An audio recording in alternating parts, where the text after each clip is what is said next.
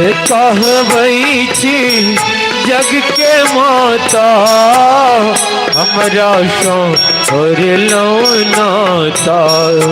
कहबै छी जग के माता हमरा और नाता। ये दोसर ने हमर दोनों असिरा कहबै ककरा। दोसर ने हमर दोनों असिरा कहबै ककरा। कहलो ने जइए दुख हमरा कहबै ककरा।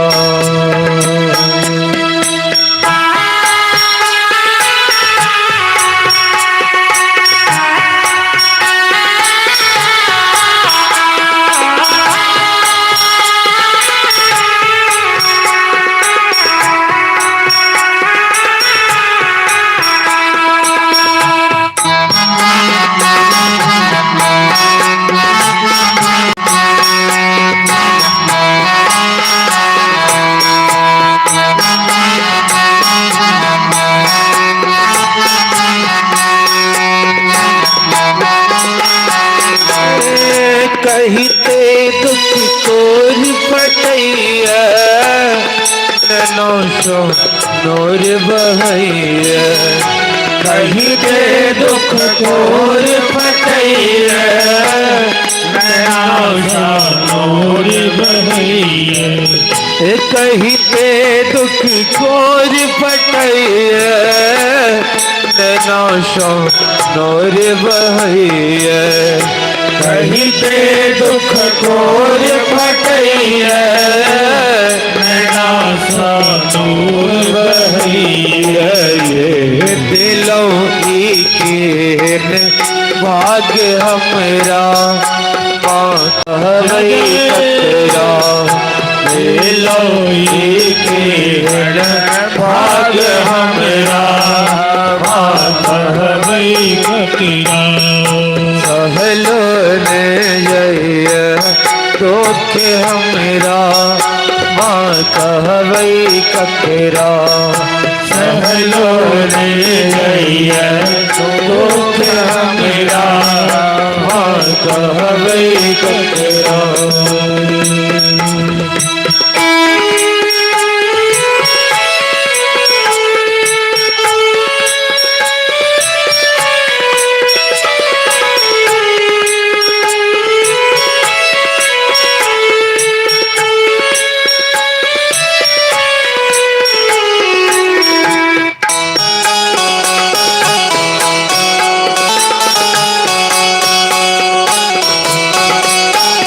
जय हो।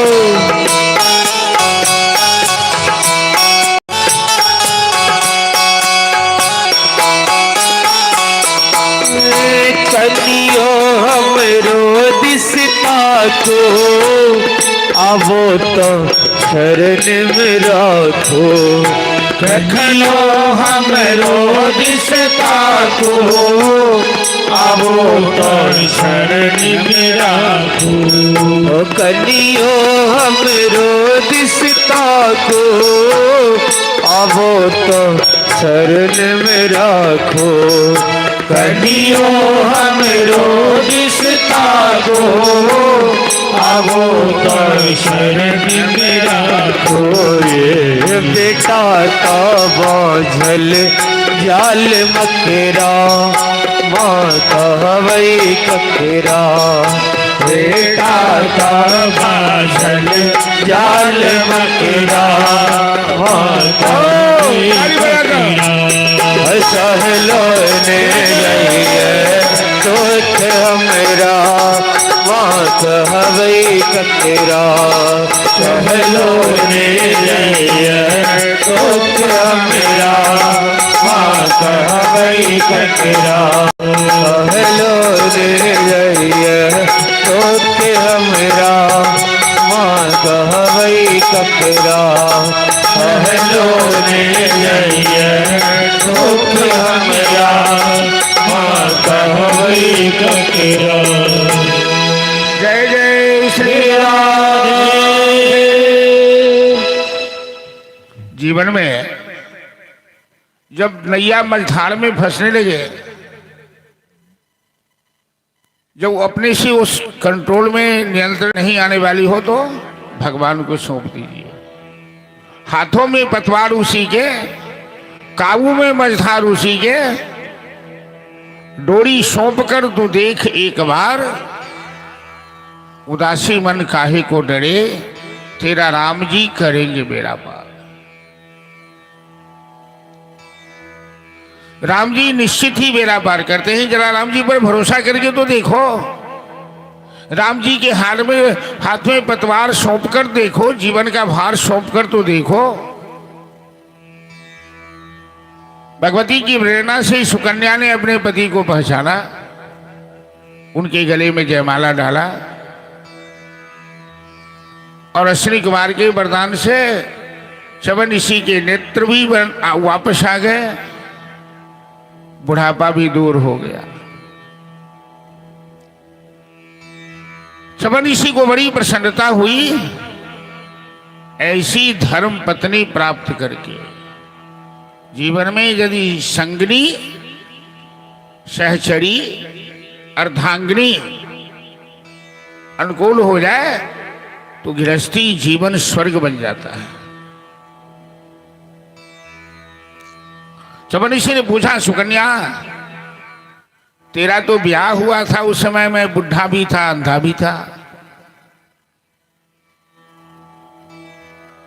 तो तुमने अपने माता पिता को रोका क्यों नहीं विवाह से? सुकन्या कहती है, स्वामी मैं आपकी सामर्थ्य को जानती हूं, जिसमें तपोबल है वही सामर्थ्यवान होता है। हमें आप जैसे सामर्थ्यवान पति ही चाहिए था। राजा शरियाती आए, अश्विनी कुमार को चवन ऋषि ने पूछा, हे देव आपने हमें सहायता की है, मेरा बुढ़ापा दूर किया है, मुझे नेत्र प्रदान किया है, और हमारे सनातन धर्म का ये नियम है किए हुए उपकार को मानना चाहिए। कृते जो प्रतिकर्तव्यम एष धर्म सनातन। उपकार के बदला उपकार करो, आज की तरह नहीं कि उपकार करने वालों का ही अपकार करो। कृतज्ञ मत बनो, कृतज्ञ बनो। मैं आपकी क्या सहायता करूं? अश्विनी कुमार ने कहा कि देवराज ने हमें यज्ञ से बाहर कर दिया है, जग में अधिकार से वंचित कर दिया है, आप हमें जग में अधिकार दिला दीजिए। जरा सोचिए, पढ़े लिखे लोग यहाँ हैं कि स्वर्ग से देवता आए धरती पर एक मानव से सहायता लेने के लिए। देवता आए सहायता लेने देश भारतवर्ष में चवन ऋषि के पास, और राजा शरियाती को चवन ऋषि ने यज्ञ करने का आदेश दिया।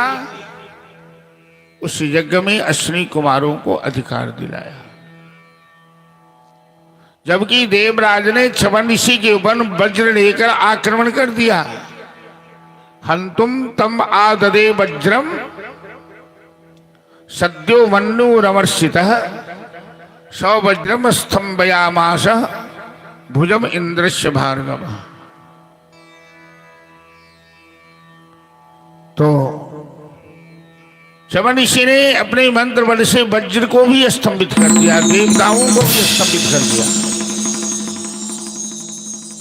और अश्विनी कुमार को यज्ञ में अधिकार दिलाया। देवाधीनम सर्वम मंत्राधीनम तो देवता ते मंत्राः ब्राह्मणाधीनम तस्मात् ब्राह्मण देव। उसी वंश में अम्बरीश नाम के राजा हुए। मंदिर बनवाना, मंदिर में मूर्ति स्थापित करवा देना, ये सहज बात है, लेकिन मंदिर बनाकर उसमें ठाकुर की सेवा करना, भगवान की सेवा करना, ये कठिन बात है।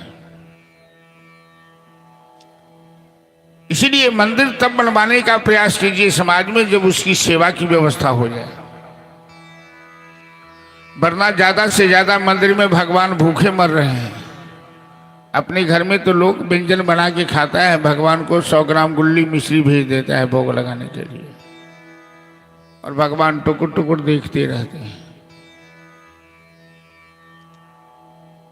तो अम्बरीश राजा होकर भी ठाकुरबाड़ी में भगवान की सेवा अपने हाथों करते थे। ऐसा नहीं है कि मैं बड़ा आदमी हूं तो भगवान की सेवा के लिए नौकर बहाल कर दिया। दुनिया के लिए तुम मालिक बनो, लेकिन भगवान के सामने तो हमेशा सेवक बन के रहो, नौकर बन के रहो, वो सबका मालिक है। और अम्बरीश की निष्ठा देकर भगवान चक्र सुदर्शन को दे रखा था अम्बरीश की सेवा में। एक बार अम्बरीश ने दुर्वासा जी को एकादशी व्रत के पारण के दिन, द्वादशी के दिन निमंत्रण दिया भोजन के लिए। दुर्वासा जी निमंत्रण स्वीकार कर लिए, यमुना स्नान करने गए, पूजा पर बैठे तो समाधि लग गई।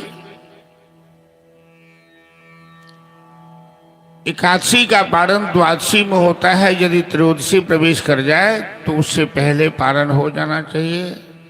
निमंत्रित ब्राह्मण को भोजन कराए बिना पालन भी नहीं किया जा सकता है। दुर्वासा जी के आने में विलंब हुआ तो पंडितों ने बताया अम्बरीश को कि ठाकुर जी को भोग लगाकर चरणामृत पान कर लीजिए, व्रत की रक्षा हो जाएगी। चरणामृत पान किए अम्बरीश जी, तब तक दुर्वासा जी आ गए बड़े क्रोध में कि तुमने मेरा भोजन कराए, निमंत्रित ब्राह्मण को बिना भोजन कराए तुमने चरणामृत पान क्यों किया। जटा से बाल खींचा, एक राक्षसी को, एक कृत्या को प्रकट किया जो अम्बरीश को खाने के लिए दौड़ी। सुदर्शन देव ने अपना काम किया, उस कृत्या का संहार किया और दुर्वासा जी के पीछे पड़ गए। तीनों लोक में दुर्वासा जी अपने प्राण बचाने के लिए त्राहिमाम करते। न ब्रह्मा ने रक्षा दी न शिव ने रखी। बैकुंठ गए नारायण के पास त्राहिमाम, तो भगवान कहते हैं हे दुर्वासा, अहम भक्त पराधीन स्वतंत्र इव द्विजः साधुभिर्ग्रस्त हृदयो भक्तै भक्त जन प्रिय। मैं तो भक्त के अधीन हूं दुर्वासा, अब तुमने मेरे भक्त का अपमान किया है। अम्बरीश बड़ा भक्त है, वो राजर्षि है।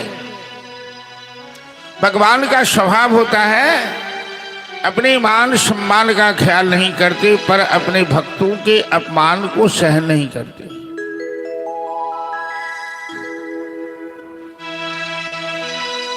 प्रबल प्रेम के पाले पर करी प्रभु जी को नियम बदल के देखा। हरि जी को नियम बदल के देखा। अपना मान निकल जाए पर, अपना मान भले टल जाए पर, भक्त का मान नकल देखा। हरि जी को नियम बदल के देखा।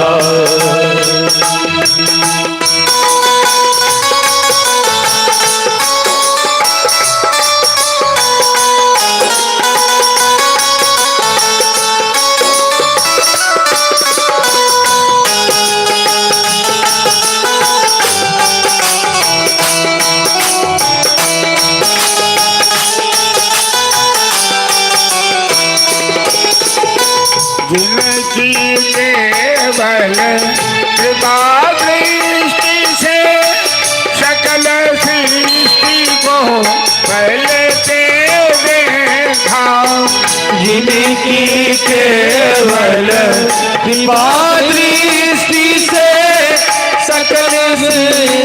को पलते देखा, उनको गोकुल में गोरस बरे, उनको गोकुल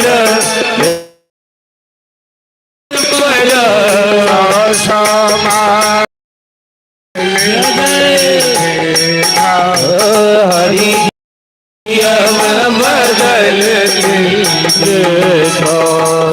महेश गणेश दिनेश निरंतर जाहि समाधि लगावे, जाहि अनादि अखंड अछेद अभेद सुवेद हुमार न पावे।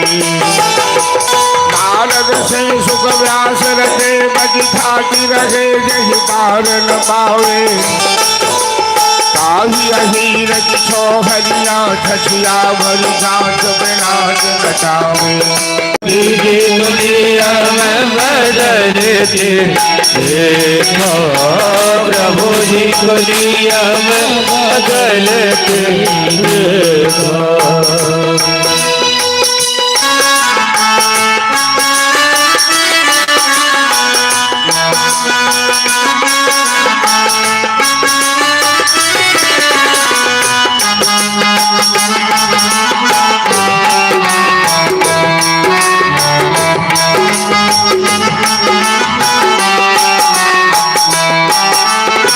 जिनके चरण कमल कमलाज, करि तल देन खींचते देखा।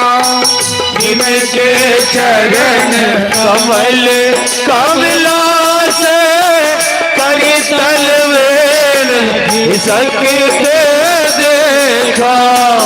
उनको ब्रज खरीले कुंजन में, उनको ब्रज सलीला भोजन में, सत पथ पर देखा। हरि जी को नियम बदलते देखा।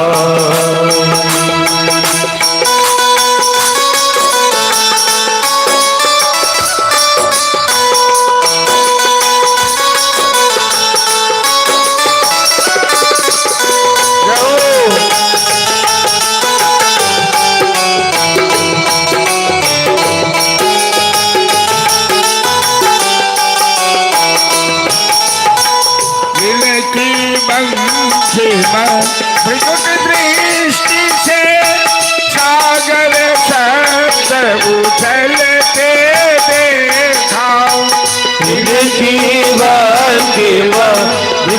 दृष्टि से सागर शब्द उछलते देखा। उनको महायशोदा के भैसे, उनको यशोदा के वैसे, अश्रुबिंदु हरि जी को नियम बदलते देखा। प्रबल प्रेम के पाले पर कर, प्रबल प्रेम के पाले पर कर, प्रभु जी को नियम बदल हरि जी को नियम बदलते देखा। प्रभु जी को नियम बदलते देखो। श्री राधे। भगवान ने दुर्वासा जी से क्या कहा कि अहम भक्त पराधीन स्वतंत्र इव दुजः, साधुर्भिर्ग्रस्त हृदयो भक्तै भक्त जन। दुर्वासा जी, आप यदि मेरा अपमान किए होते तो हमें गुस्सा नहीं आता, लेकिन आपने एक संत का, एक वैष्णव का अपमान किया, वो तो हमें कभी बर्दाश्त नहीं होता। दुर्वासा जी आए, अम्बरीश के चरण पे गिरने लगे। अम्बरीश ने उन्हें चक्षु दर्शन को मना किया, चरण धोया दुर्वासा जी को प्रेम से भोजन कराया। इस तरह से एक संत, एक वैष्णव का सम्मान ठाकुर जी भगवान कैसे बढ़ाते हैं।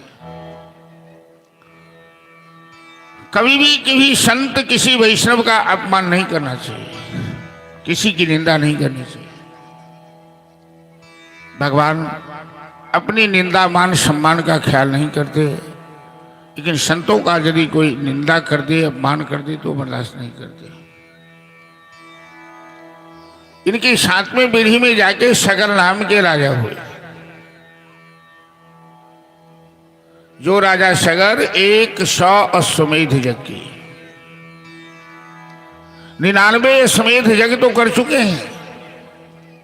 100 अश्वमेध यज्ञ करने वाला स्वर्ग के सिंहासन पर बैठता है, इंद्र बनता है। 100वां यज्ञ प्रारंभ किए और 60,000 सगर के पुत्र जिनकी उत्पत्ति यज्ञशाला से है। अश्वमेध यज्ञ में घोड़ा दिग्विजय करता है, तो दिग्विजय में घोड़ा निकला तो 60,000 सगर के पुत्र उसकी रक्षा में पीछे पीछे जा रहे थे। इंद्रदेव को बड़ी चिंता हुई कि यदि राजा सगर का ये यज्ञ पूरा होगा, वो इंद्र बन जाएंगे, हमें हटना पड़ेगा। ये राजनीति में ऐसा होता है, एक नेता का वर्चस्व बढ़े तो दूसरा नेता उसका खंडन करता है।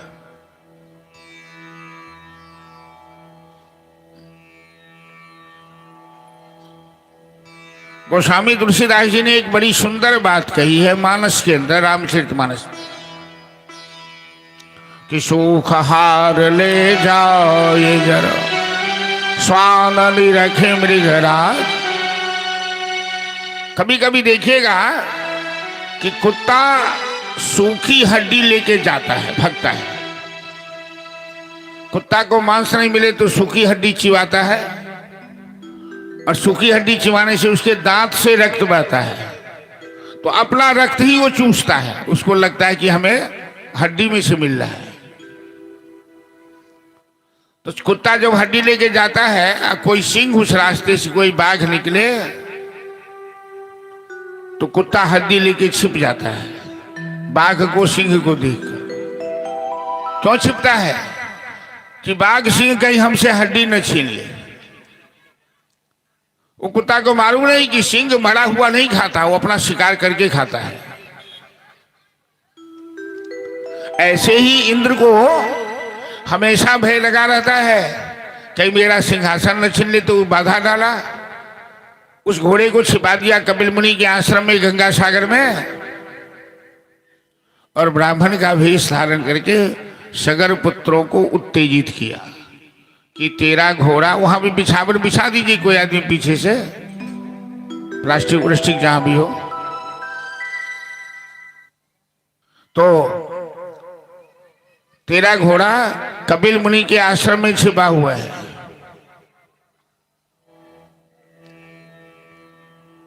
सगर पुत्र जो नौजवान हैं, जो विवेकशील नहीं है, बिना सोचे विचारे कपिल मुनि के आश्रम में अपना घोड़ा देखा और ईंटे पत्थर मारकर कपिल मुनि सिंह को चोर चोर कह के घोषित किया।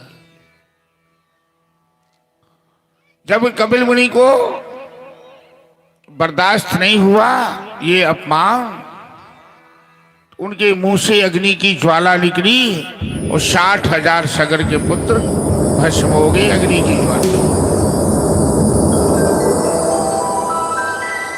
अब तो हाहाकार मच गया, धरती पर अकाल पड़ गया, राजा सगर का यज्ञ अधूरा रह गया। सगर के एक दूसरे पुत्र हैं जिनका नाम है असमंजस। वो पता लगाते गंगा सागर कपिल मुनि के आश्रम में आए, उनसे विनती की, उन्होंने विनय किया, तो कपिल मुनि ने कहा ये परमात्मा की प्रेरणा से घटना घटी है। इस घटना के पीछे बहुत बड़ा कारण है। गंगा स्वर्ग से धरती पर आएगी। तुम घोड़ा ले जाकर अपने पिता का यज्ञ संपन्न करो और गंगा को स्वर्ग से धरती पर लाने के लिए तपस्या करो। असमंजस महाराज पिता का यज्ञ संपन्न कर चले गए हिमालय पर तपस्या करने। जीवन का अंत हो गया, गंगा धरती पर नहीं आई। उनके पुत्र अंशुमान भी तपस्या करके जीवन का अंत कर दिया। उनके पुत्र दिलीप भी तपस्या करके जीवन का अंत कर दिया, पर गंगा माता प्रसन्न नहीं हुई। अब उनके पुत्र भगीरथ महाराज तपस्या करने लगे। तो भगीरथ महाराज ने सबसे पहले भगवान श्री कृष्ण को प्रसन्न किया और भगवान कृष्ण के आदेश से गंगा भी प्रसन्न हो गई। गंगा धरती पर आने के लिए तैयार हो गई। लेकिन गंगा माता ने कहा राजा भगीरथ से कि मैं धरती पर आऊंगी तो ये धरती रसातल में चली जाएगी। मेरा वेग, मेरी धारा इतनी प्रचंड है, इसलिए तुम भगवान शिव को प्रसन्न करो, वो अपनी जटा में हमें स्थान दे दे। भगीरथ भगवान शिव को प्रसन्न करने गए कि गंगा तरंग रमणीय जटा कलापम गौरी निरंतर विभूषित भागम नारायण प्रियमनंग मदापहारम वाराणसीपुरपतिं भज विश्वनाथम तेजोमयं सगुण निर्गुण मद्वितीयम् आनन्दकन्दमपराजितमप्रमेयम् नागात्मकं सकलनिष्कलमात्मरूपम् वाराणसीपुरपतिं भज विश्वनाथम। राजेश जी, राजा जी नाम से राजकुमार जी, वो पत्रकार की कड़ाई पश्चिम से उठा दिए हो पति के सामने, उतने चौराही है।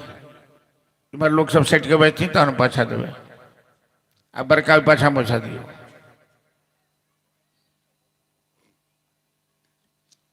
भगवान शिव कहते हैं भगीरथ मैं प्रसन्न हूं।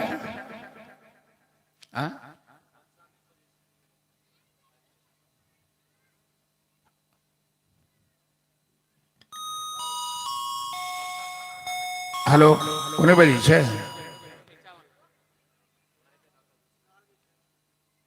तो भगवान शिव प्रसन्न हुए, कहा मैं गंगा को अपनी जटा में धारण करने के लिए तैयार हूं। भगीरथ ने गंगा माता से प्रार्थना की है कि ब्रह्मांडम खंडयंतिम हर्षिरसि जटावल्लिमुल्लासमंतिम सर्वलोकातापतंतिम कनकगृहा गंडशैलास्खलंतिम छोणी पृष्ठे लुठंतिम दुरिच्यचमूलिर्भरं भत्सयंतिम पाथोधिम पूरयंतिम सुरनगर सरित पावनी नख पुनाव। गंगा की उत्पत्ति गंगा भगवान के चरण से निकली है और भगवान के चरण से कहाँ निकली? तो ब्रह्मा जी के कमंडल में गई। जब बामन रूप से चरण बढ़ाया तो ब्रह्मा जी ने चरण धोया, गंगा कमंडल में गई और देवताओं ने प्रार्थना की तो स्वर्ग का कल्याण करने गंगा स्वर्ग में गई। गंगा की अनेक धाराएं हैं, गंगा के अनेक नाम हैं। नारायणी है, त्रिपथगा है, सुरसरिता है, जाह्नवी है, गंगा नाम है। स्वर्ग से गंगा शिव की जटा में समा गई। कैलाश शिखर पर भगवान शिव ने अपनी जटा फैला दी, हाथ में त्रिशूल डमरू लेके, और गंगा का अभिमान दूर करने के लिए भगवान शिव ने अपनी जटा का इतना विस्तार किया कि गंगा शिव की जटा में उलझ गई कि जटाटवी जल जल प्रवाह बाभित स्थले गले बलम बलम बिना भुजंग तुंग बालिका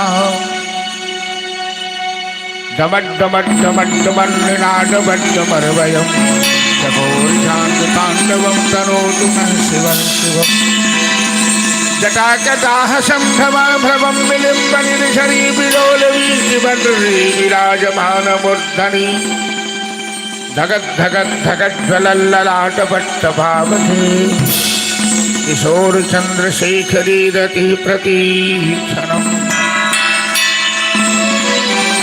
भगवान की जटा रूपी जंगल में गंगा उलझ गई। गंगा को अपनी औकात का पता लग गया। अब शिव की जटा से बाहर निकलेगी, गंगा को रास्ता नहीं मिल रहा। वर्षों से धरती पर अकाल पड़ा है, लोग अन्न जल के लिए तरस रहे हैं। 60,000 सगर पुत्र की आत्माएं भटक रही है। कपिल मुनि के शाप से भस्मीभूत होकर भगीरथ व्याकुल है। भगीरथ कहते हैं कि आसृष्टि सस्तुराजा विहित विदुहतम या हविरिया चहोत्री। भोलेनाथ, अरे आप तो जगतवंत जगदीश हैं, त्रिलोकीनाथ हैं, आपकी सामर्थ्य कौन नहीं जानता। माता गंगा को अपनी जटा से मुक्त तो कीजिए, मेरी तपस्या का फल तो हमें लेने दीजिए। भगवान शिव ने अपनी जटा का संवरण किया और गंगा शिव की जटा से निकली, कैलाश से नीचे गंगोत्री होती हुई, और जैसे गंगा जल का पावन स्पर्श भारत भूमि को हुआ, इंद्रदेव प्रसन्न होकर वर्षा करने लगे। बोल गंगा महारानी की जय।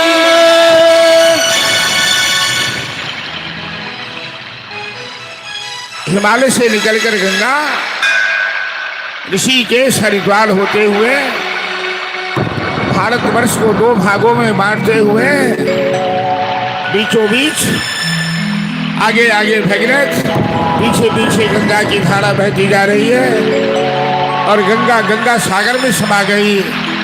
कपिल मुनि के आश्रम में जाकर और गंगा जल के पावन स्पर्श से 60,000 सगर संतान की आत्माओं की मुक्ति मिली। भगीरथ की तपस्या साकार हुई।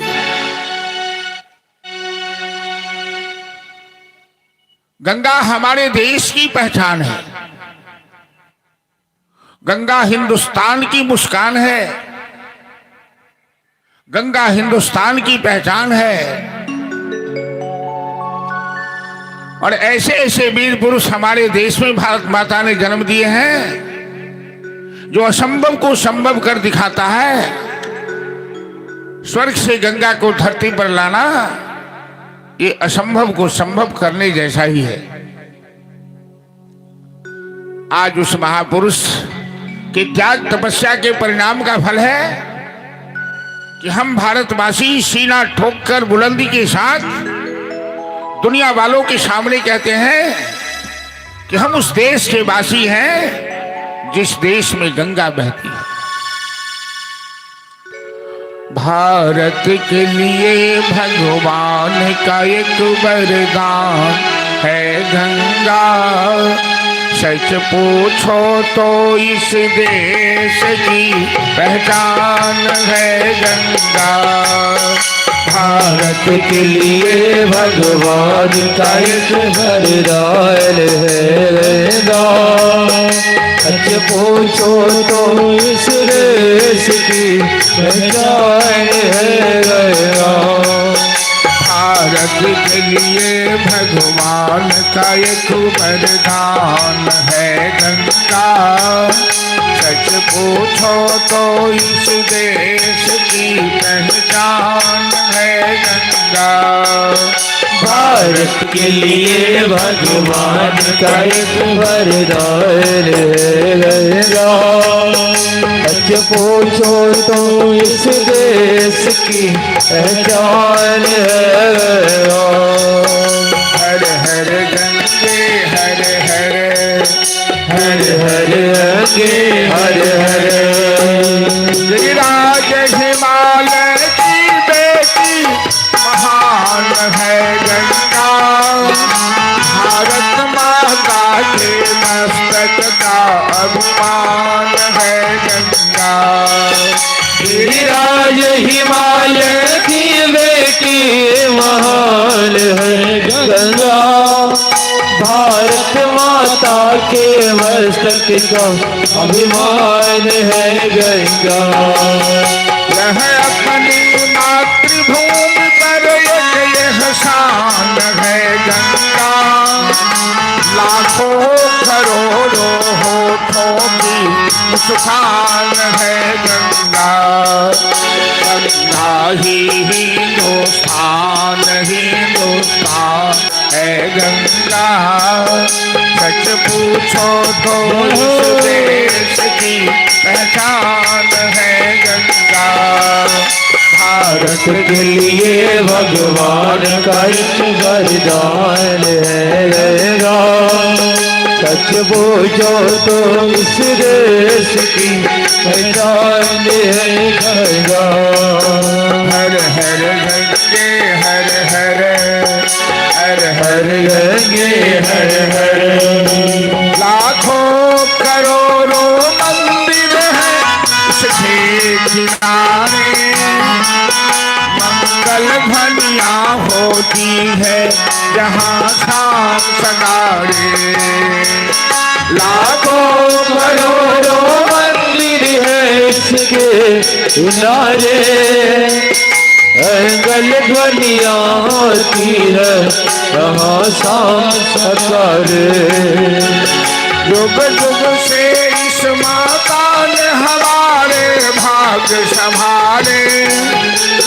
यह जहाँ गई बन गए वहाँ पर तीरथ सारे। यह अपनी मातृभूमि की एक एहसान है गंगा। सच पूछो तो इस देश की पहचान है गंगा।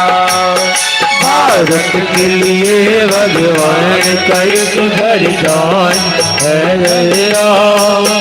सच पूछो तो इस देश की पहचान है गंगा। हर हर गंगे हर हर हर हर गंगे हर हर। हर हर गंगे हर हर। और भारत माता की जय। गंगा माता की जय।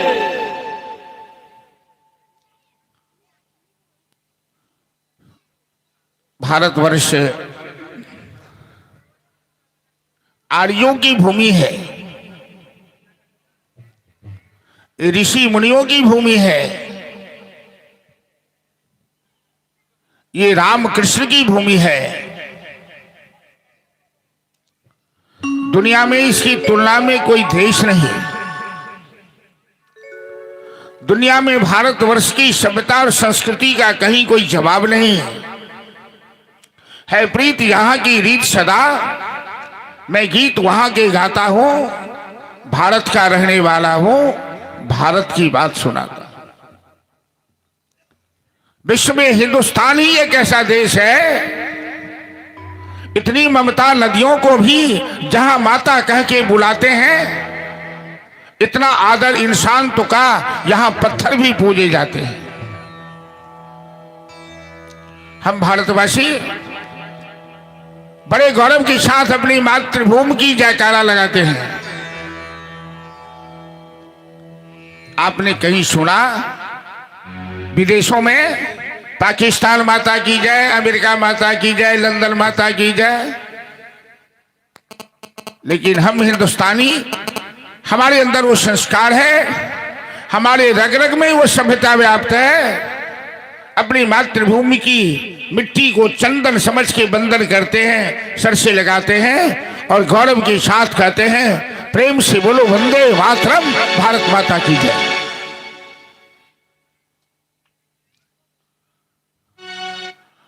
चाहे विदेशों ने, चाहे मुसलमानों ने, चाहे हुनों ने, चाहे कनिष्ठ ने, चाहे तुगलकों ने कितने बार हमारे देश को लूटा, सोना लूटा, चांदी लूटा, क्या क्या नहीं लूटा।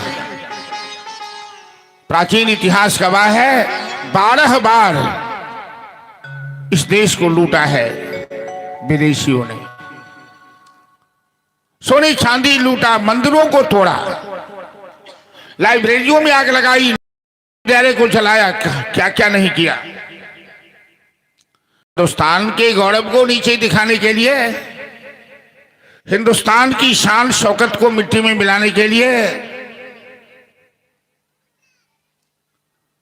विदेशियों ने चाहे जितना भी लूटा, किंतु आज भी हमारा हिंदुस्तान सोने की चिड़िया है। आज भी हमारा देश विश्व को सभ्यता संस्कृति का पाठ सिखा रहा है, विश्व बंधुत्व का सिखला रहा है। आज तक हिंदुस्तान ने कभी किसी देशों पर आक्रमण नहीं किया और आक्रमण करने वालों को मुंहतोड़ जवाब दिया। हमें आज खेत के साथ ही कहना पड़ता है कि हमारे देश से यदि कुछ समाप्त हुआ है, कुछ लॉस हुआ है, तो नेशनल कैरेक्टर का लॉस हुआ है।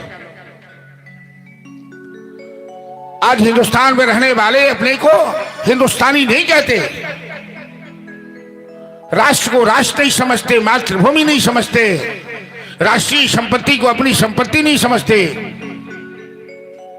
कैसा चरित्र, कैसा संस्कार आ गया, क्या पठन पाठन हो रहा है हमारे देश में, विद्यालयों महाविद्यालयों में समझ में नहीं आता। अंग्रेज तो गया लेकिन अपनी छाप छोड़ कर गया हिंदुस्तान में। आज भी हम अंग्रेजी हुकूमत की छाप के तले जी रहे हैं। 2 लाइन अंग्रेजी बोले तो लोग कहता है महत्व बढ़ गया। अपनी राष्ट्रभाषा का कोई महत्व नहीं है। हम देसी मुर्गी मिलाइती बोल विदेशी सभ्यता को अपना रहे हैं, जबकि एक समय था कि हमारे देश में विदेश से वो ह्वेन सांग हो, वो फाहियान हो, हमारे देश में शिक्षा प्राप्त करने आते थे। विद्या का केंद्र था वाराणसी, विद्या का केंद्र था तक्षशिला, विद्या का केंद्र था नालंदा। आज आवश्यकता है भागवत कथा सत्संग केवल राम जी की कथा नहीं सुनाता है, केवल कृष्ण की लीला रासलीला का वर्णन नहीं करता। भागवत पढ़ के देखो, पूरा इतिहास भूगोल भारत में भरा हुआ है। और जब अपना प्राचीन इतिहास अपना भूगोल उल्टोगे तो भारतवर्ष विश्व का में महान देश था।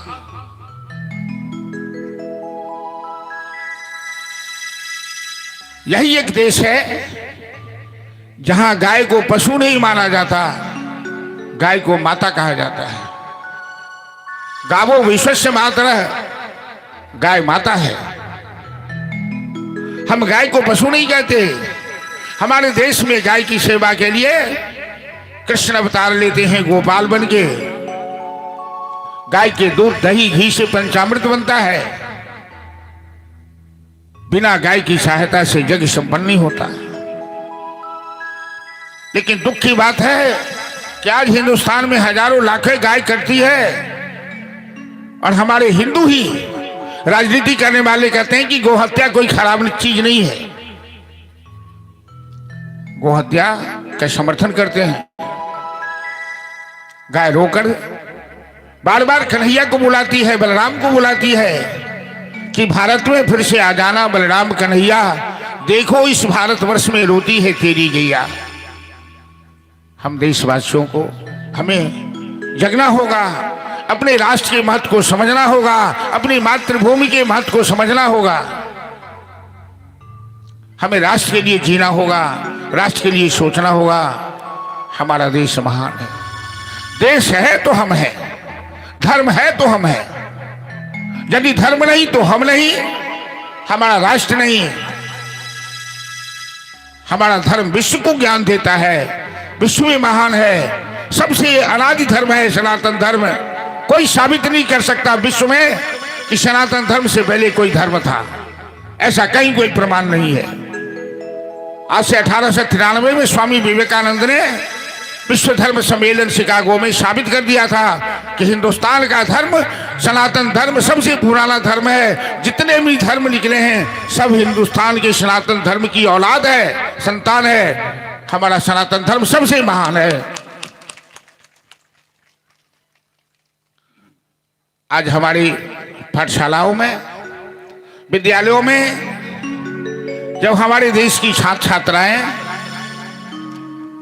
प्रेम से इस राष्ट्रगीत को गाते हैं कि जहां डाल डाल पर सोने की चिड़िया करती है बसेरा, वो भारत देश है मेरा। जहां डाल डाल पर सोने की चिड़िया बसती है, बसंत में कोयल की कूक सुनाई देती है, ऋतु परिवर्तन होता है, ऋतु के अनुसार जहां त्योहार मनाए जाते हैं, कहीं दिवाली की जगमग होती है तो कहीं अभी होली का समय है ना।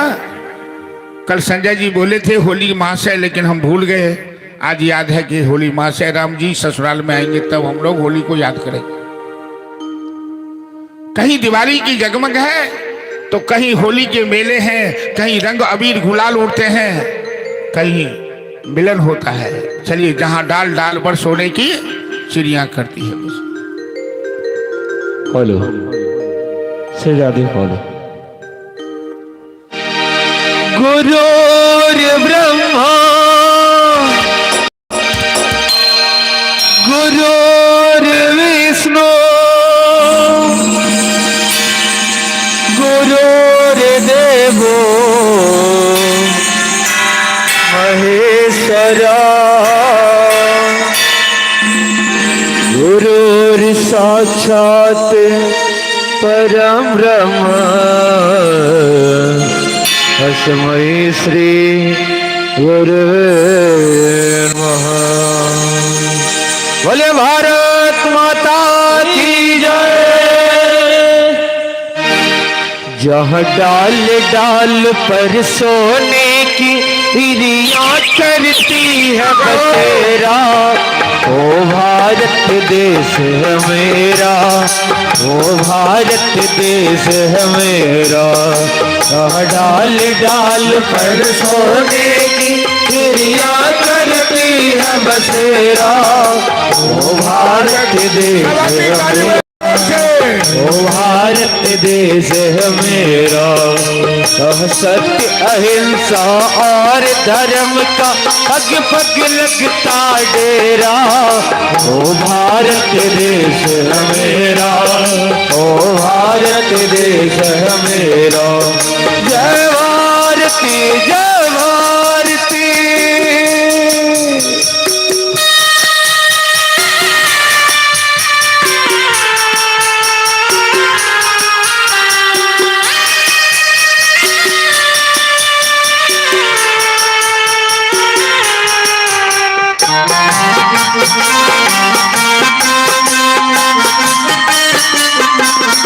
जय हो।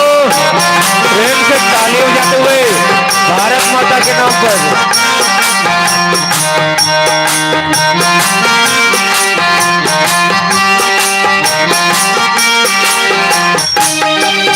ये धरती वो जहाँ ऋषि मुनि जपते प्रभु नाम की माला। हरिओम हरिओम हरिओम हरिओम।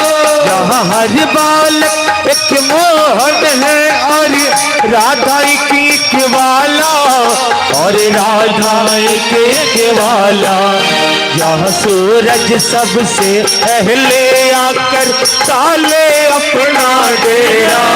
वो भारत देश है मेरा, ओ भारत देश है मेरा। डाल डाल पर सोने की चिड़ियाँ करती है बसेरा। वो भारत देश है मेरा, ओ भारत देश है मेरा।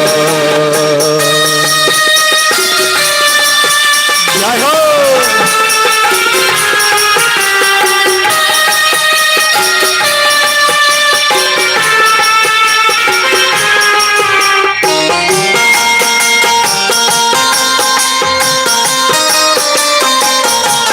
हरि बोल।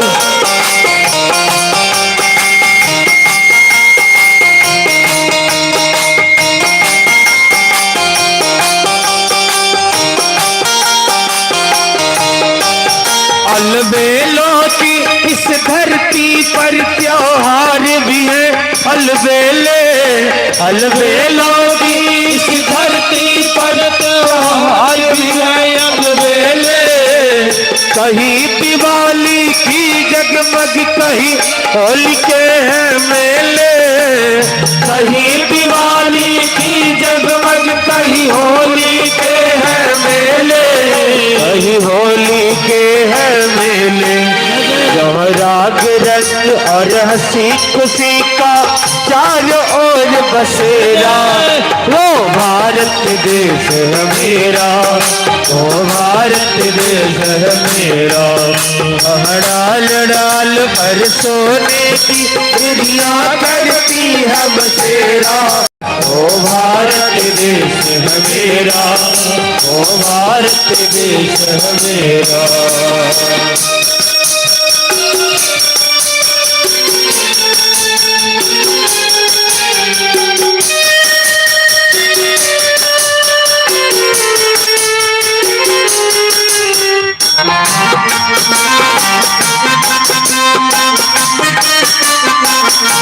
जय हो।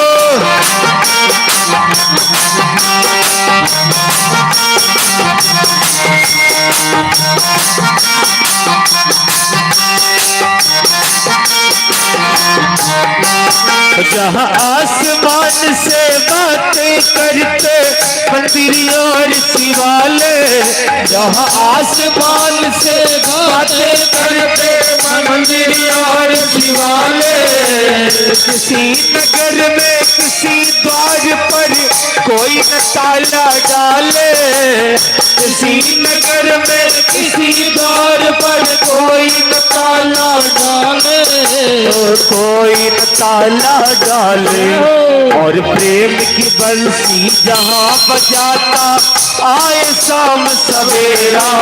वो भारत देश है मेरा, वो भारत देश है मेरा। डाल डाल पर सोने की चिड़ियाँ करती है बसेरा। वो भारत देश है मेरा, वो भारत देश है मेरा। सत्य अहिंसा और धर्म का पग पग लगता तेरा।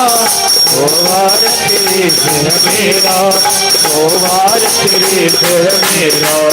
वो भारत देश है मेरा, वो भारत देश है मेरा।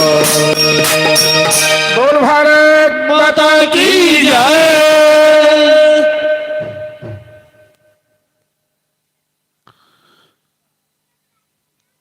आज के दिन ही हमारे देश की जो मस्तक माने जाते हैं, जो शाहजहां ने कहा था कि धरती पर यदि कोई स्वर्ग है तो कश्मीर है।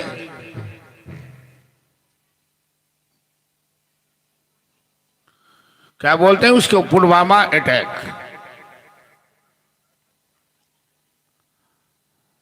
हिंदुस्तान को तो खतरा झेलने की आदत है, लेकिन कभी हिम्मत हारा नहीं। और आज भी हिम्मत हौसला बुलंद है। आज भी दुनिया में सबसे शक्तिशाली हम अपने आप में मजबूत हैं। लेकिन हमारे देश के नागरिक, हमारे देशवासी का हौसला बुलंद रहना चाहिए, हिम्मत बुलंद रहना चाहिए। हमारा देश महान है, भारत महान है।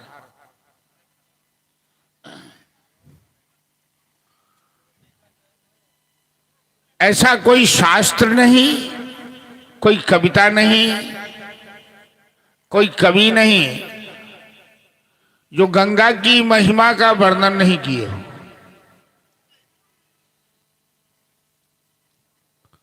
कवि विद्यापति मिथिला विभूति माने गए और वस्तुतः कवि विद्यापति मिथिला की विभूति थे। जहां महादेव स्वयं उगना बन के सेवक बन के आए थे और विद्यापति को अपनी जटा से गंगा निकालकर गंगा जल पान कराए थे। आज के हमारे देश में युगांतर से हजारों, लाखों, करोड़ों, अरबों श्रद्धालु गंगा स्नान करते हैं। गंगा पाप धोरनी है, गंगा पतित पावनी है। रोसड़ा के पास विद्यापति नगर है, जहां विद्यापति गंगा स्नान के लिए पैदल यात्रा किए, थक गए तो गंगा मां को याद किया कि हे मातेश्वरी, अब हम में हिम्मत नहीं कि मैं आगे बढ़ूं, तुम हमें यहीं आकर अपनी गोद में उठा लो। और विद्यापति नगर में जहां उगना महादेव स्थापित हैं, जहां हम लोगों को राम कथा कहने का सौभाग्य प्राप्त हुआ 2 साल पहले,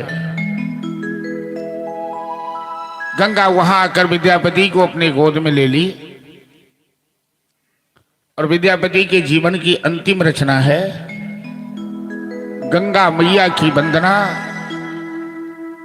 और गंगा वंदना के माध्यम से कवि विद्यापति ने समाज के लिए संदेश छोड़ा है, अविस्मरणीय संदेश छोड़ा है। बरसो खसार पावोल तू तीरे, पावोल तू तीरे, छारई तनिकट नयन महरी रे, छारई तनिकट नयन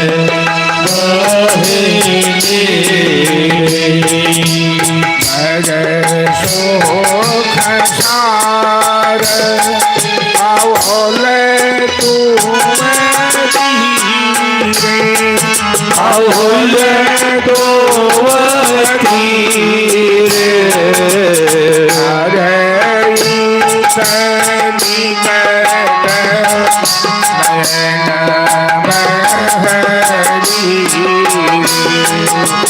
छायई तनिकट नयन महरी रे।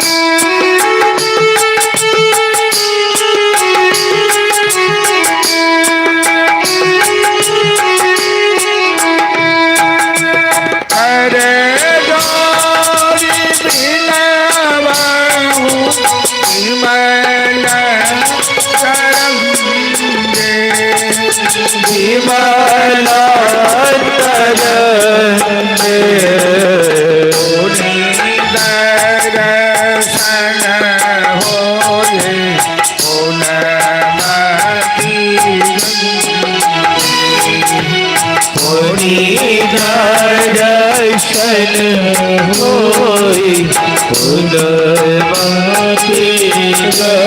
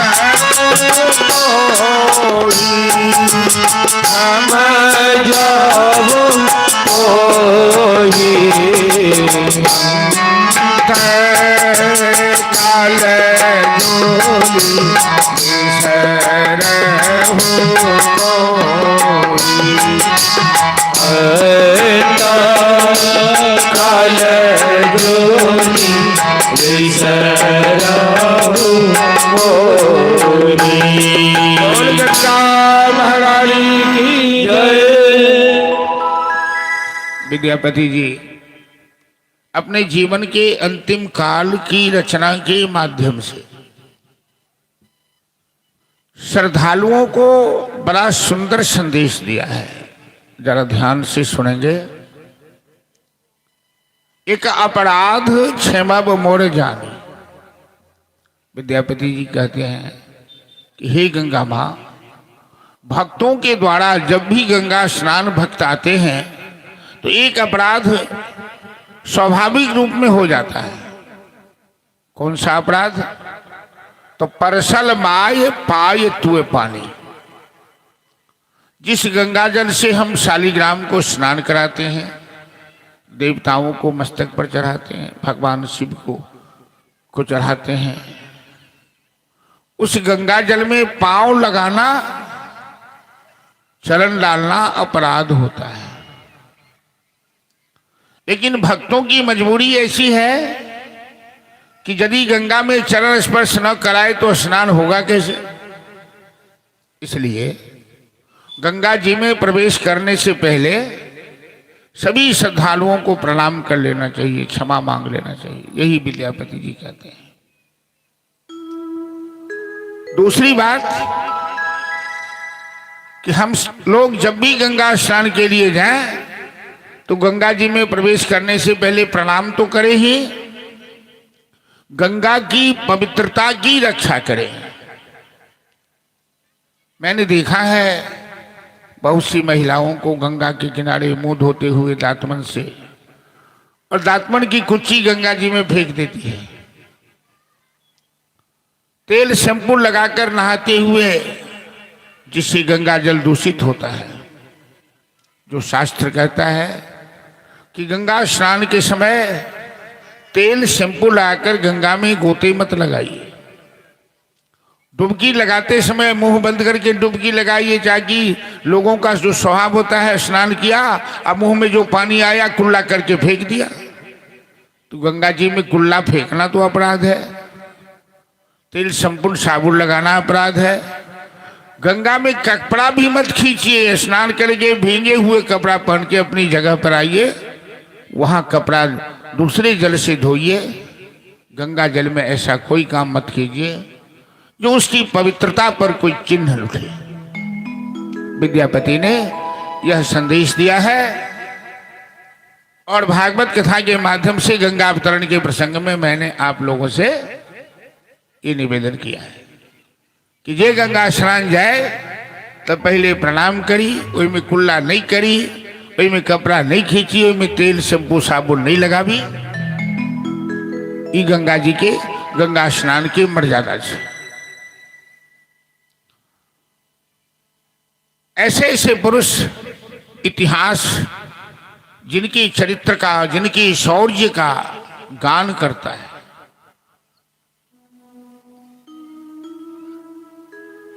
और आज उन्हीं महापुरुषों के बल पर भारत महान कहलाता है।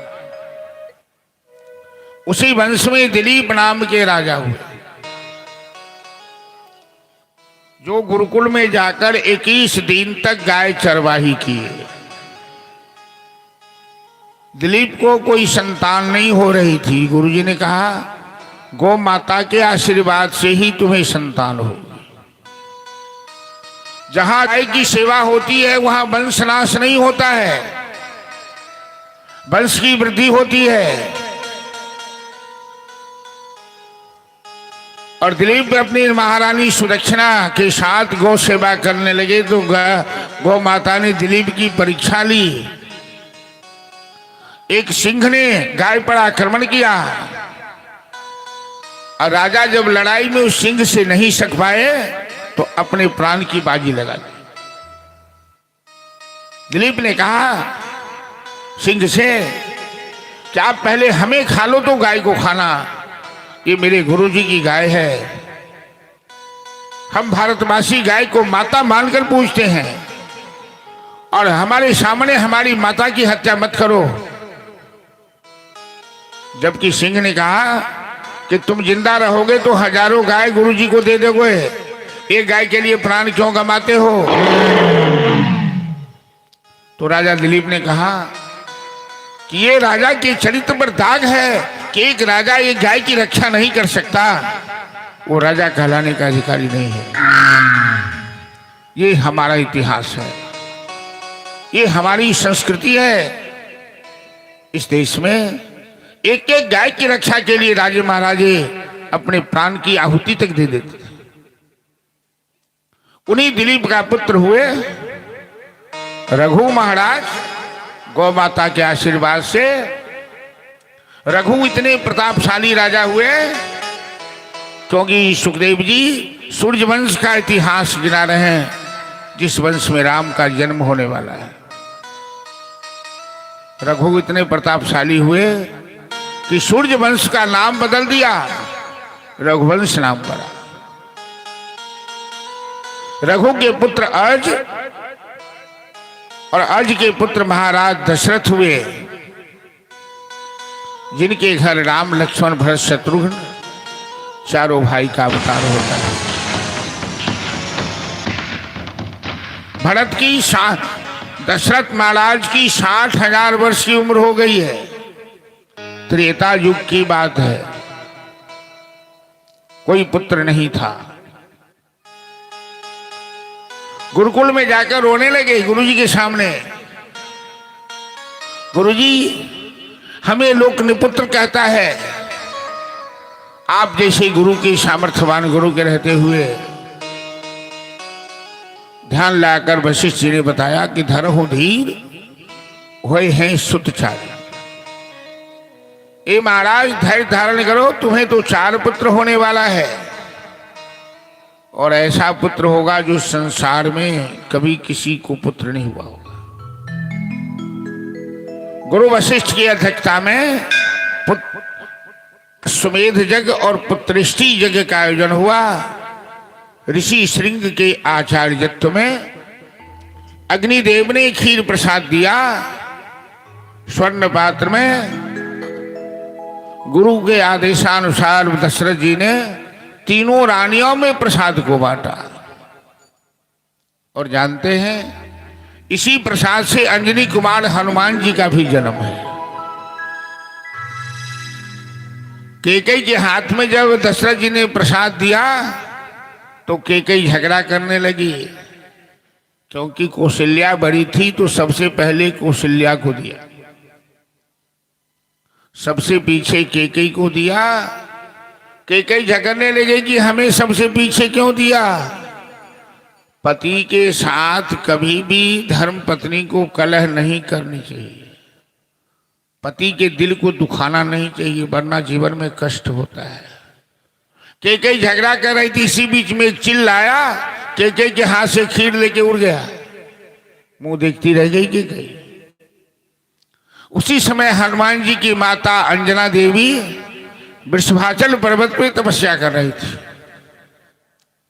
पवन देव की प्रेरणा से वो चिल्ल के मुंह से वो प्रसाद अंजनी के हाथ में गिरा और शंकर का प्रसाद समझ के अंजना देवी ने उसे स्वीकार किया, ग्रहण किया और गर्भ धारण किया, जिससे हनुमान जी का जन्म होता है। हनुमान जी के नाम है शंकर सुवन केसरी नंदन। हनुमान के पिता है शंकर, हनुमान के पिता है पवन देव, हनुमान के पिता है केसरी जी। शंकर भगवान का आशीर्वाद, पवन देव का सहयोग और केसरी के पुत्र थे।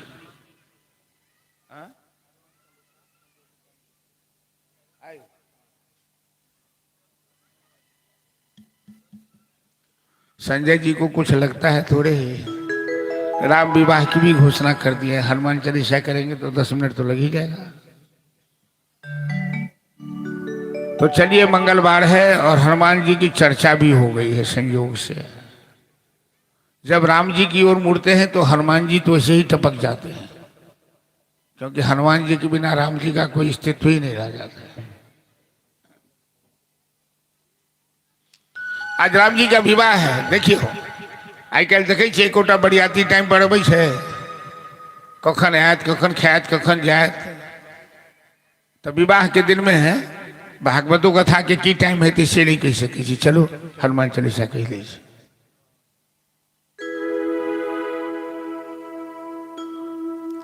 श्री गुरु चरण सरोज रज निज मन मुकुर सुधारी,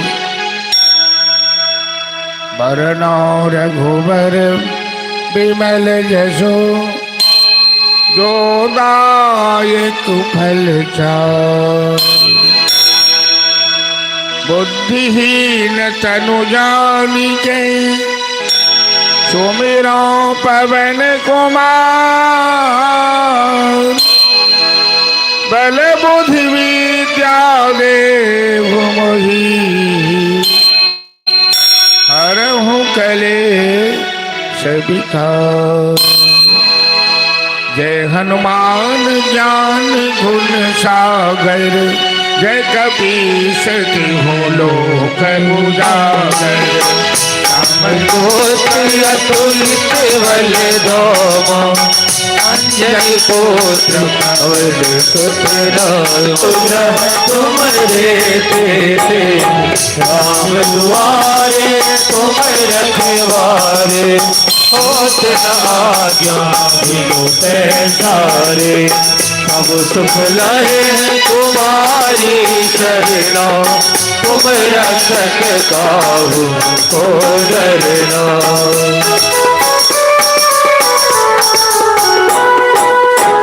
आपन तेज समारो आपे, तीनों लोक हाथ से कांपे।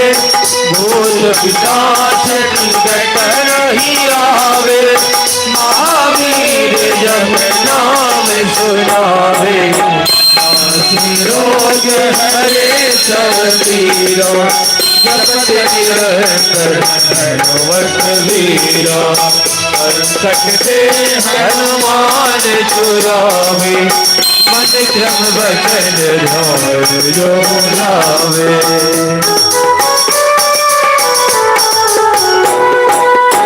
सब परिणाम तपस्वी राजा, इनके काज सकल तुम साजा।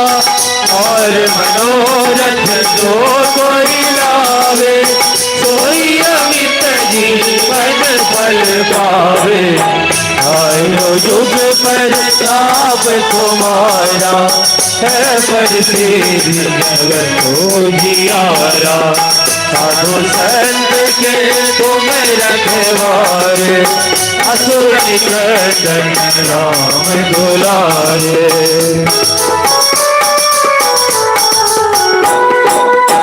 अस सिद्धि नवनिधि के दाता, असवर दीन जानकी माता। राम रसायन तुमरे पासा, सदा रहो रघुपति के दाता।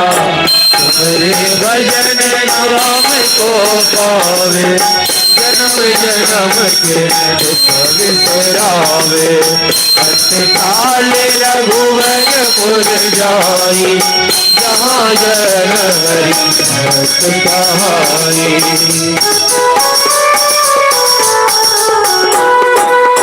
और देवता तेरा धराई, हनुमत से सर्व सुख कराई।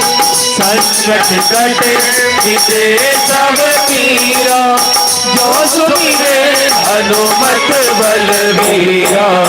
जय जय हनुमान गोसाई, कृपा करहु गुरुदेव की नाई। जो सतबार पाठ कर कोई, छूटहि बंदिवा सुख होई।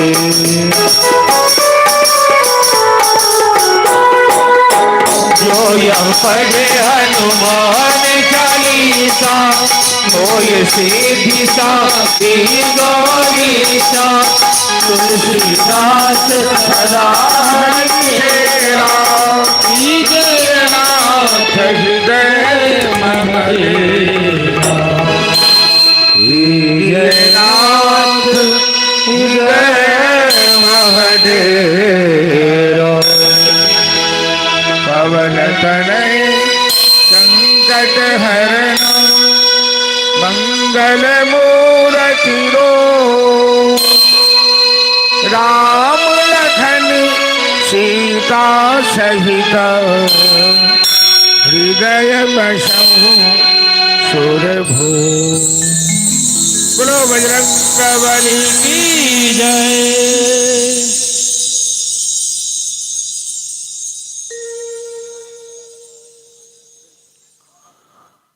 40 चौपाई में गोस्वामी जी ने हनुमान जी की संपूर्ण जीवनी रख दी है, इसीलिए इसका नाम चालीसा है।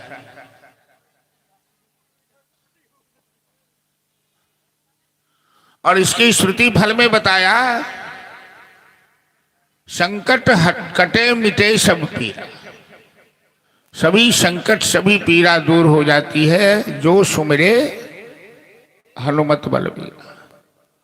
जो शतबार पाठ कर कोई, जो 100 आवृत्ति पाठ किया जाए हनुमान चालीसा का, कैसा भी बंधन हो, कोई जेल में हो, कोई सेल में हो,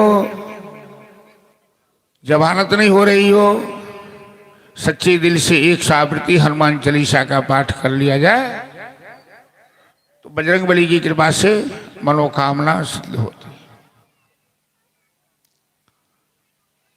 चैत मास बस होली के बाद चैत आ ही रहा है। अग्निदेव के प्रसाद ग्रहण से तीनों रानी गर्भवती हुई। पूरी अयोध्या में प्रतीक्षा की जा रही है राम जी के जन्म के लिए, और हमारे इस पंडाल में भी राम जी के जन्म की प्रतीक्षा हो रही है। कल कन्हैया के जन्म की प्रतीक्षा होगी। चैत मास मधुमास विलासा, अवधपुरी यह चरित प्रकाश। मध्य दिवस अतिशीत न घामा, अखिल लोकदायक विश्राम। भगवान राम का सूर्य वंश में अवतार होता है। जन्म तो भगवान लेते ही नहीं, अवतरित होते। तो 12 बजे दिन में अयोध्या में पुनीत धरती पर कौशल्या माता के गर्भ से रामलला का प्राकट्य होता है, सुमित्रा के गर्भ से लखन लाल जी का जन्म होता है, भरत शत्रुघ्न माता कैकेयी के गर्भ से जन्म लेते हैं। कहीं विवाद है, कहीं कैकेयी कहीं सुमित्रा, ये विवाद चल रहा है। और पूरी अयोध्या में जो दशरथ जी को संतान नहीं थी, पुत्र नहीं था, जो उदासी छाई हुई थी, पूरी अयोध्या में आनंद की वर्षा, अयोध्या को सजाया गया और राम के जन्म अवसर पर पूरी अयोध्या में महोत्सव मनाया जाने लगा। राम जी के जन्म अवसर पर कि अयोध्या में राम के जन्म हो रामा, चैत शोभ दिनमा। हमारे मिथिला में 2-3 राग है जो भारतवर्ष में कहीं नहीं गाया जाता है, सोहर, समदाउन और चैतावर। तो चैतावर के तर्ज पर ही कि अयोध्या में राम ने जन्म हुआ हो राम, चैत शोभ दिनमा। अयोध्या में राम के जन्म हुआ हो राम, शुभ दिनमा। चैत शोभ दिनमा, चैत शोभ दिनमा, चैत शुभ दिनमा हो, चैत शुभ दिनमा। अयोध्या में राम जन्म हुआ हो राम, चैत शोभ दिनमा। अयोध्या में राम के जन्म हुआ हो राम, चैत शुभ दिनमा।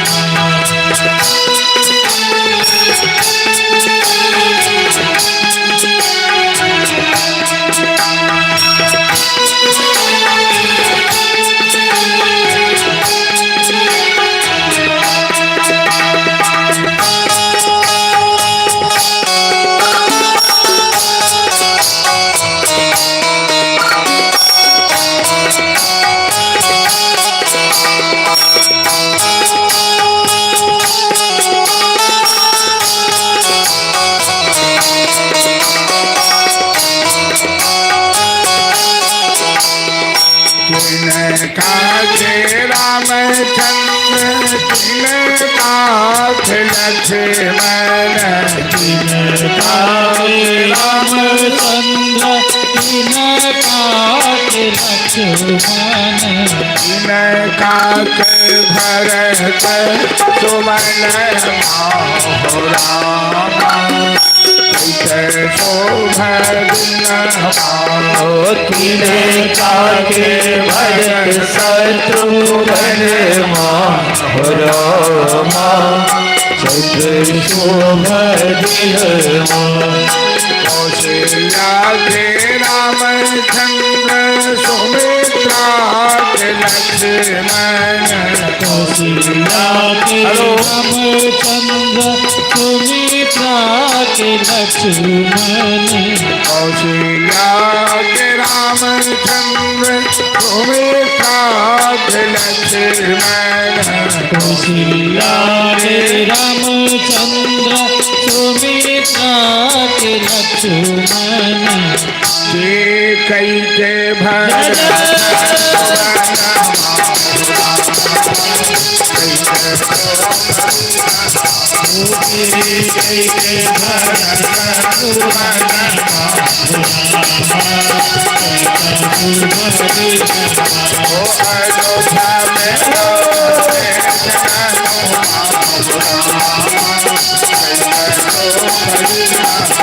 अयोध्या में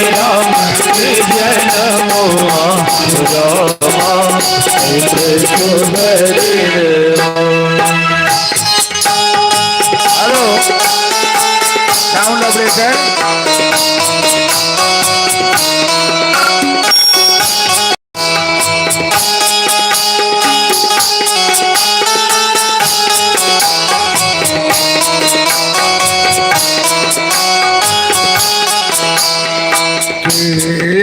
लोटावे अन धन सोनमा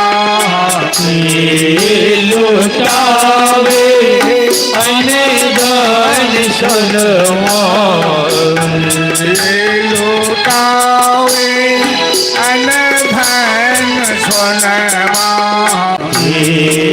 लुटावे अनदान सोनमा लोटावे कंगन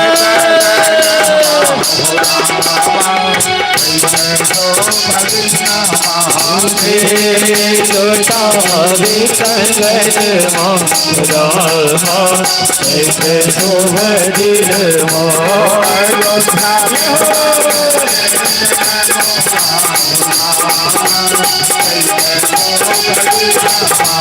अयोध्या में राम के जन्म हुआ रामा ऐसे शोभदिल राजा लोटावे अन धन सोनमा राजा लुटावे अनदान सोनमा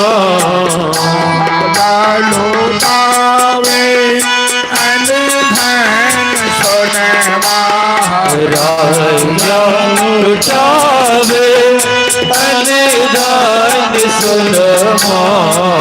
रानी महिलाओं को गहना से बड़ा प्यार होता है और खुशी के अवसर पर गहना लुटाती है। रानी लुटावे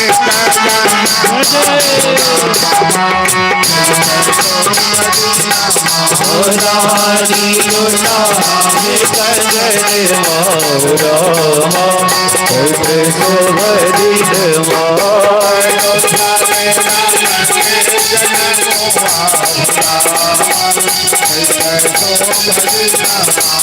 अयोध्या में राम के जन्म हुआ रामा ऐसे शोभदिल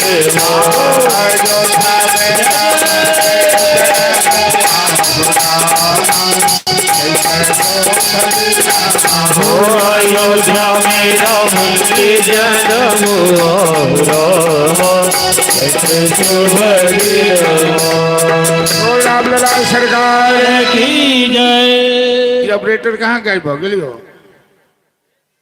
आवाज के छापे खत्म को चल जाए। अरे इफेक्ट थोड़ा रहने दो ना, एकदम सुनना साना लगता रहता है। एगो बधाई राम जी। हाँ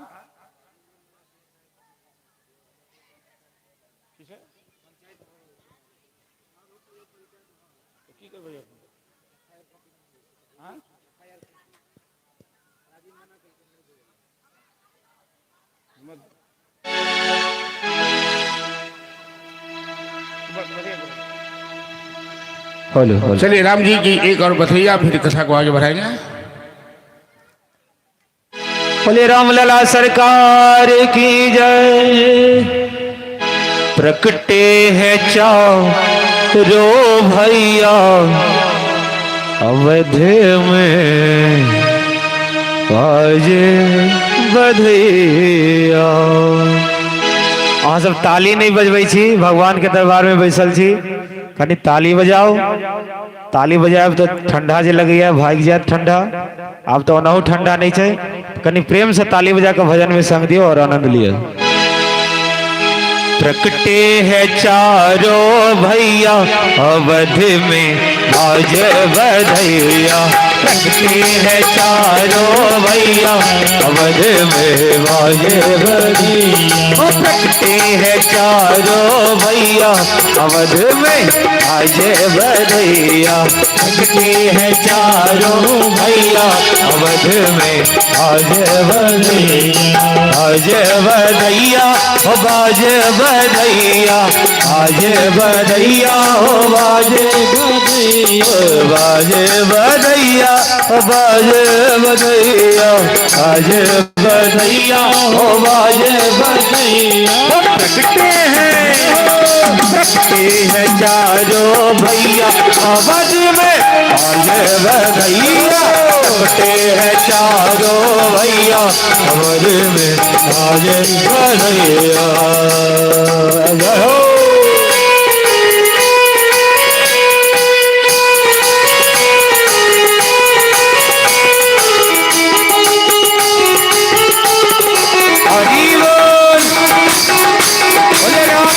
सरकार की जय। ब्रह्मा शंकर दर्शन को आए ब्रह्मा शंकर दर्शन को आए ब्रह्मा शंकर दर्शन को आए ब्रह्मा शंकर दर्शन को आए। संग आई कौन आई है संग आई और संग आई गौरा भैया अवध में बाज बधैया। संग आई गौरा भैया अवध में बाज बधैया। प्रगटे हैं चारों भैया अवध में बाज बधैया। प्रगटे हैं चारों भैया अवध में बाज बधैया। जय हो।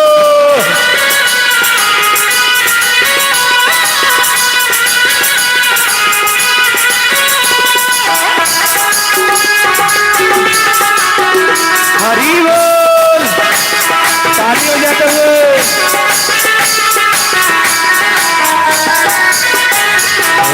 राजा लुटावे हाथी घोड़ा राजा लुटावे हाथी घोड़ा राजा लुटावे हाथी घोड़ा राजा लुटावे हाथी घोड़ा।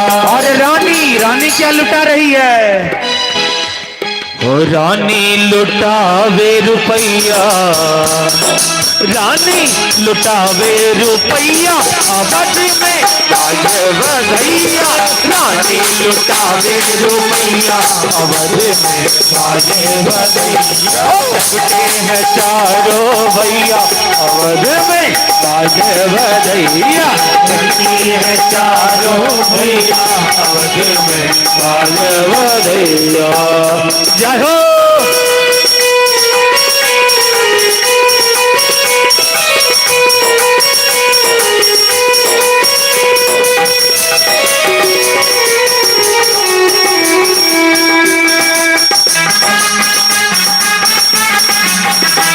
हरी बोल।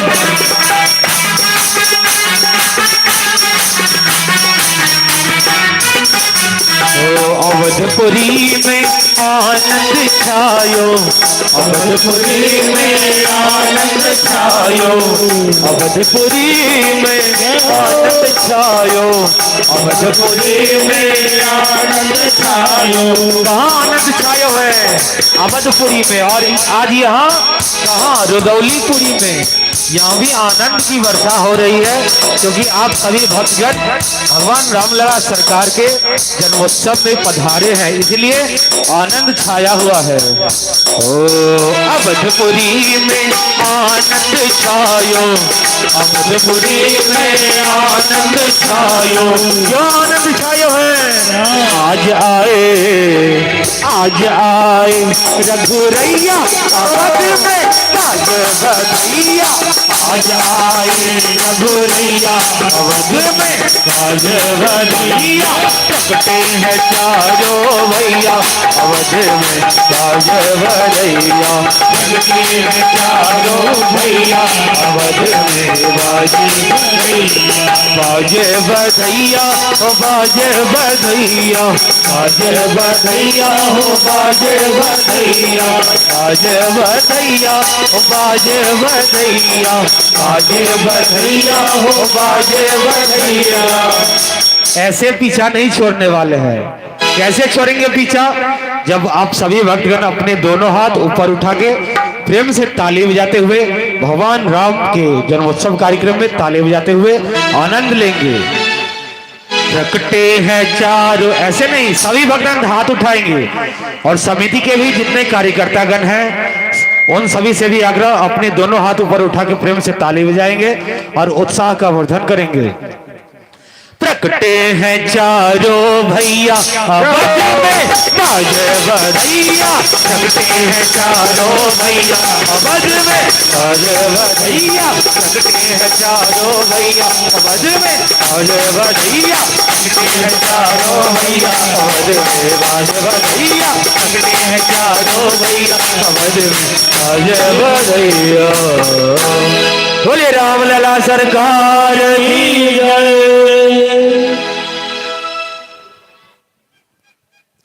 और राम जी के जन्म खुशी में बधैया के अवसर पर समिति की ओर से 200 रुपया पुरस्कार कलाकारों को दिया गया है। जरा जोरदार तालियां से समिति का स्वागत कीजिए। भागवत समिति, यहाँ कोई और एक भक्त उधर से दिए हैं शायद, नाम नहीं, ठीक है, नाम क्या? धीरेन्द्र कुमार जी, कितना है? 51 रुपये का पुरस्कार दिया है, उनके नाम पर भी तालियां बजा दीजिए। और ये तो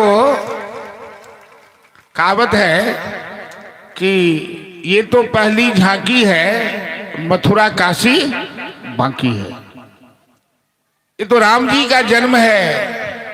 कन्हैया तो बड़े ही नटखट नटवर नागर हैं और कन्हैया का जन्म महोत्सव हम लोग कल मनाएंगे।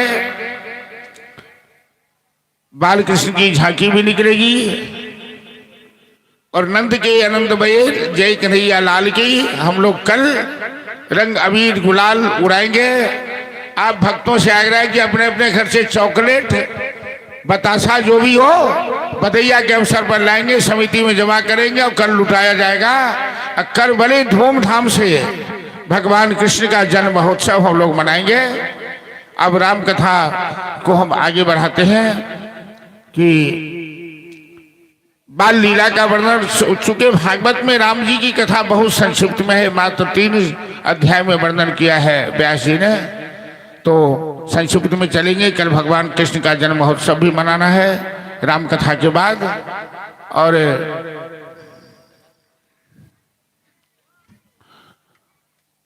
बाल लीला के बाद भगवान राम जी गुरुकुल में शिक्षा प्राप्त करने गए, गुरु वशिष्ठ के आश्रम में। 1 साल में वहां चारों भाई वेद वेदांत शास्त्र की शिक्षा प्राप्त किए। गुरुकुल गए, पढ़न गए सब भाई, अल्पकाल सब विद्या पाई। जाकी सहज सांस सुतिचारी, सो प्रभु पढ़ यह कौतुक भारी।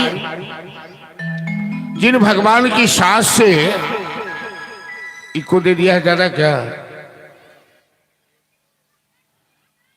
कोई रिटर्निंग आवाज नहीं मारे, ध्यान रखो, बाहर में आवाज गूंजा जाता है। तो भगवान पढ़ते नहीं है, भगवान की सांस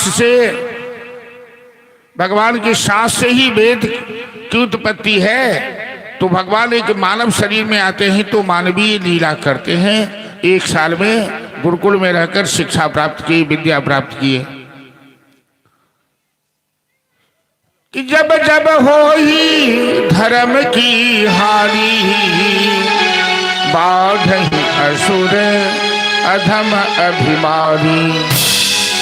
तब तब धरि प्रभु विविध शरीरा, हरहि कृपा निधि सज्जन पीरा। भक्तों, इस धरती पर जब जब धर्म की हानि होती है, आसुरी शक्ति की वृद्धि होती है, तो धर्म की रक्षा के लिए और राक्षसों के विनाश के लिए प्रभु अवतार लेते हैं। तो जब रावण का आतंक फैला तीनों लोक में, तो सूर्यवंश में प्रभु राम का अवतार हुआ और राम जी शिक्षा प्राप्त करके आए। ऋषि मुनियों का देश है। ऋषि विश्वामित्र बड़े ही क्रांतिकारी ऋषि हैं। उन्होंने समाधि में राम जी का दर्शन किया, राम जी का अवतार हो गया है। तो धरती के कल्याण के लिए, रावण के विनाश के लिए विश्वामित्र अयोध्या आते हैं। क्योंकि राम नहीं तो विश्वामित्र के आश्रम में जब विश्वामित्र यज्ञ करना चाहते हैं तो तारकासुर हमारी जो सभी रावण के दूत हैं यज्ञशाला में आग लगा देता है, यज्ञ को विध्वंस कर देता है। अति भ्रष्टाचारा भाषण सारा धर्म सुनिए नहीं काना, तेहि देश निकासहि बहुविधि तासहि जे कह वेद पुराना। तो यज्ञशाला में आग लगा देता था, यज्ञ को विध्वंस कर देता था। विश्वामित्र ने सोचा अब राम जी जब तक नहीं आएंगे तब तक राक्षस का अंत नहीं होगा। तो अयोध्या आए, महाराज दशरथ से राम लक्ष्मण की मांग किए। पहले तो पुत्र मोह के कारण दशरथ जी ने कहा कि मेरे राम अभी बच्चे हैं, तारकासुर से लड़ने की सामर्थ्य नहीं है। लेकिन वशिष्ठ जी ने जब समझाया तो दशरथ जी राम लक्ष्मण विश्वामित्र को दे दिए और विश्वामित्र राम लक्ष्मण लेकर के सिद्धाश्रम में आए। पहले विश्वामित्र ने सरयू का स्नान के पश्चात अनेक प्रकार के अस्त्र शस्त्र का ज्ञान दिया।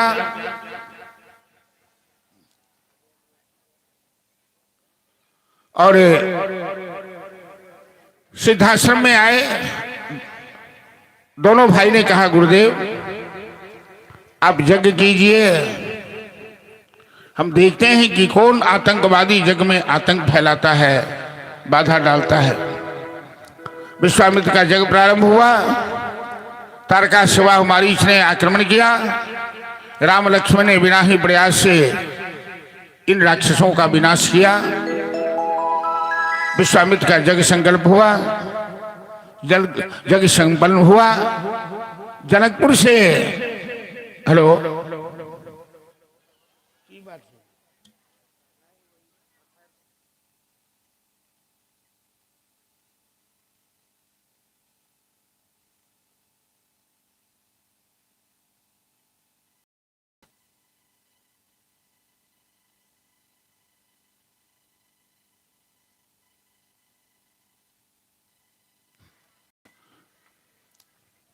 जनकपुर से विश्वामित्र के पास निमंत्रण पत्र आया, क्योंकि मिथिला नरेश जानकी के विवाह के उपलक्ष्य में स्वयंवर रचाए हैं।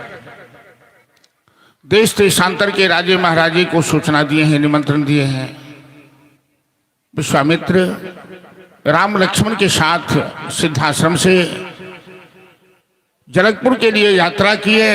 रास्ते में कई दिन का पड़ाव हुआ। सूर्यवंश का इतिहास सुनाते हुए जा रहे हैं, मिथिला की यात्रा कर रहे हैं।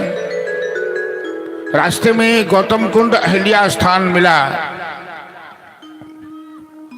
आश्रम एक दीखि मघमाही, खग मृग जीव जंतु जहनाही। जब राम लक्ष्मण के साथ विश्वामित्र मिथिला की यात्रा कर रहे थे तो रास्ते में एक आश्रम मिला। ऐसा आश्रम सुनसान जहां कोई जीव जंतु पशु पक्षी नहीं था। और उसी निर्जन वन में एक मानवाकार पत्थर पड़ा हुआ था। आगे आगे विश्वामित्र चल रहे हैं, पीछे राम, उनके पीछे लखनलाल जी। राम जी ने गुरु विश्वामित्र से पूछा कि गुरुदेव ये मानवाकार पत्थर इस निर्जन वन में जहां एक मच्छर तक नहीं निवास कर रहा है, ये कैसा पत्थर पड़ा हुआ है? विश्वामित्र की आंख से आंसू बहने लगे। हाँ, उन्होंने कहा कि राम, गौतम नारी साउपवश उपल देह धरि धीर, चरण कमल रज चाहती, कृपा करहूं रघुवीर। राम ने पूछा कि गुरुदेव ये मानवाकार पत्थर कैसा पड़ा हुआ है? तो विश्वामित्र की आंख से आंसू बहने लगे। और कहने लगे राम, ये गौतम की धर्मपत्नी अहिल्या है। ध्यान से जरा सुनेंगे, मेरा आग्रह है आप तमाम श्रद्धालुओं से। ये गौतम की धर्मपत्नी अहिल्या है, जो अपने पति के शाप से पत्थर बन गई है। राम जी की आंख से आंसू बहने लगे। राम जी पूछते हैं कि गुरुदेव, गौतम ऋषि तो बड़े ज्ञानी थे, महापुरुष में उनकी गिनती है, ऐसा कौन सा अपराध अहिल्या देवी ने किया जो क्षमा नहीं कर सकते थे? एक जीते जी इंसान को सांप देकर पत्थर बना देना, ये कहां की इंसानियत है गुरुदेव? क्या गौतम ऋषि अहिल्या के अपराध को क्षमा नहीं कर सकते थे? गुरुदेव, धर्म पत्नी तो अर्धांगिनी होती है, आधे अंग की मालिक होती है, और पति पत्नी में संबंध प्रेम का होता है। कोई भी पति अपनी पति को दुखी बनाकर अपने जीवन में सुखी रह सकता है क्या? गौतम ऋषि क्षमा नहीं करके शाप दे दिए। विश्वामित्र कहते हैं राम, यही प्रश्न है अहिल्या ने गौतम ऋषि से किया। जब गौतम ऋषि ने शाप दिया कि स्वामी आप तो महापुरुष हैं, आप मेरे अपराध को क्षमा कर सकते थे, और मैंने कोई अपराध जानबूझ के नहीं किया है, लेकिन आप मुझे पत्थर बना दिए, और हमें पत्थर बनाकर क्या आप सुख से रह सकते हैं? आप चैन की सांस ले सकते हैं? अहिल्या के प्रश्न का गौतम ऋषि के पास कोई जवाब नहीं था। गौतम ऋषि ने कहा, देवी, जबान से निकली बात वापस नहीं हो सकती है। शाप तो मैंने दे दिया, अब तो शाप का दंड भोगना पड़ेगा, लेकिन मैं शाप के साथ साथ वरदान भी देता हूं कि रघुकुल भूषण राम इसी रास्ते से जनकपुर की यात्रा करेंगे और उनके दर्शन से तुम्हारा उद्धार होगा। राम, तेरे चरण रज के स्पर्श से ही अहिल्या का उद्धार होगा। हवा का झोंका उठा, गौतम ऋषि मिथिला त्याग कर चले गए। हवा का झोंका उठा, राम के चरण की धूल उड़कर अहिल्या के ऊपर पड़ी, और अहिल्या अपने स्वरूप में आ गई। यत पाद पंकज पराधनि से तृप्ता भागीरथी भव विरंचि पुनः पुरातु साक्षात् समम दृगलोचन विष्णु यदास्ते किं वर्णित मम पुरा कृत भागधेयम्। अहिल्या आंख से आंसू बहाती हुई राम जी की वंदना करने लगी। प्रभु, जब मेरे पति ने हमें शाप दिया तो बड़ा कष्ट हुआ हमें, लेकिन आज आपका दर्शन हुआ तो हमें प्रसन्नता हो रही है कि यद पादाब्जनखोदकं त्रिजगतां पापौघ विध्वंसनम् यन्नामामृतपूरकं च पिबतां संसार संतारकम्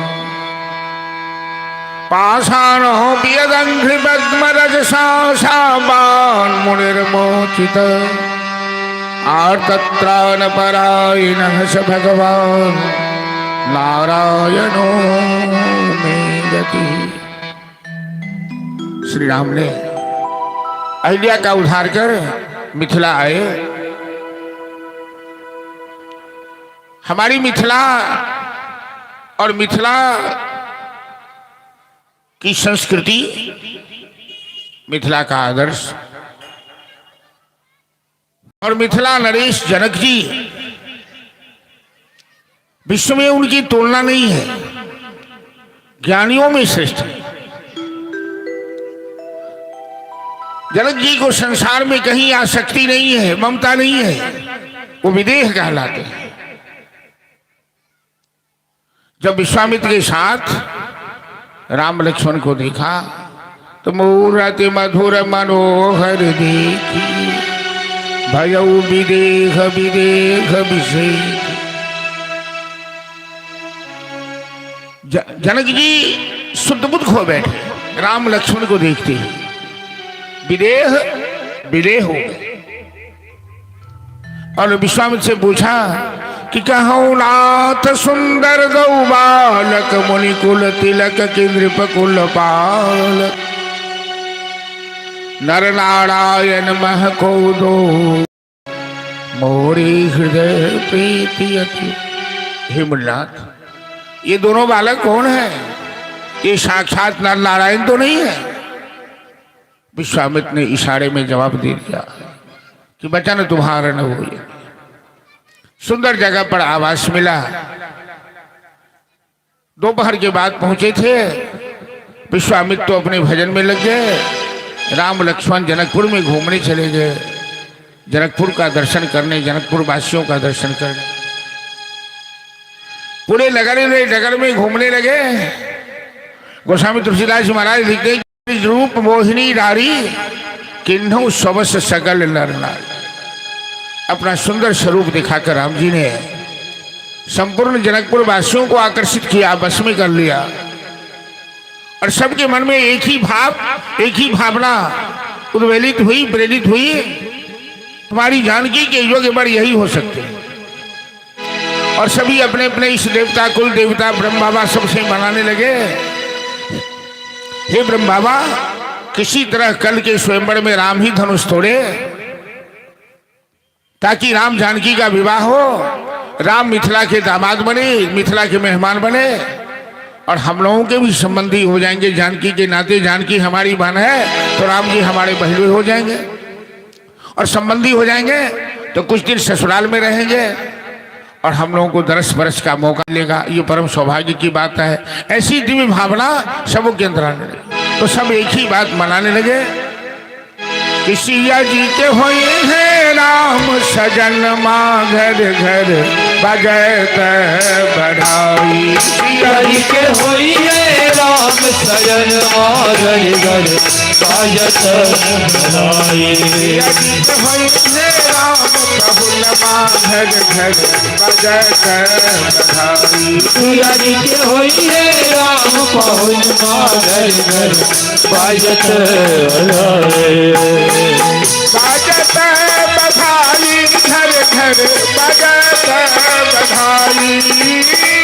बाजत बजाए घर घर बाजत बजाए। छोरी जी के सिया जी के होई है राम प्रभुल माँ घर घर बजत बधाई। सिया जी के होई है राम प्रभुल माँ घर घर बाजत बजाए।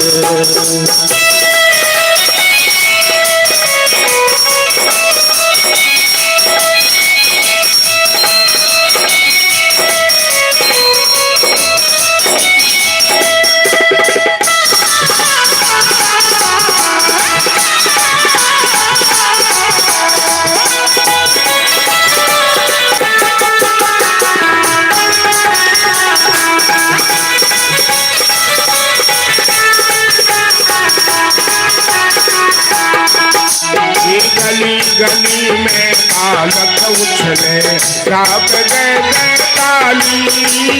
गली गली में बालक उछले सावले रे काले। गली गली में पालक उछले रात गए काली। गली गली में बालक उछले सावले रे काले। आयु बने राम सियावर, आयु बने राम सियावर। काली सकर बन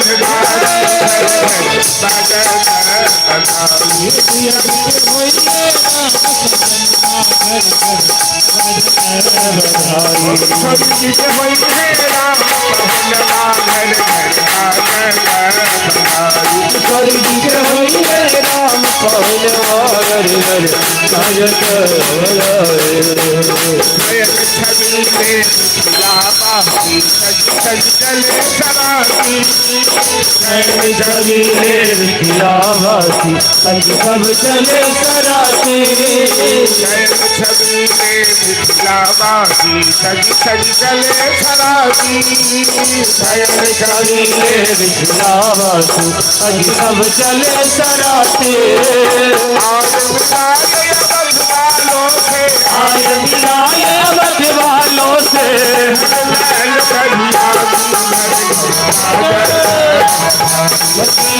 होइए राम सजन मागर घर साजन अवधारे होइए राम सजन मागर घर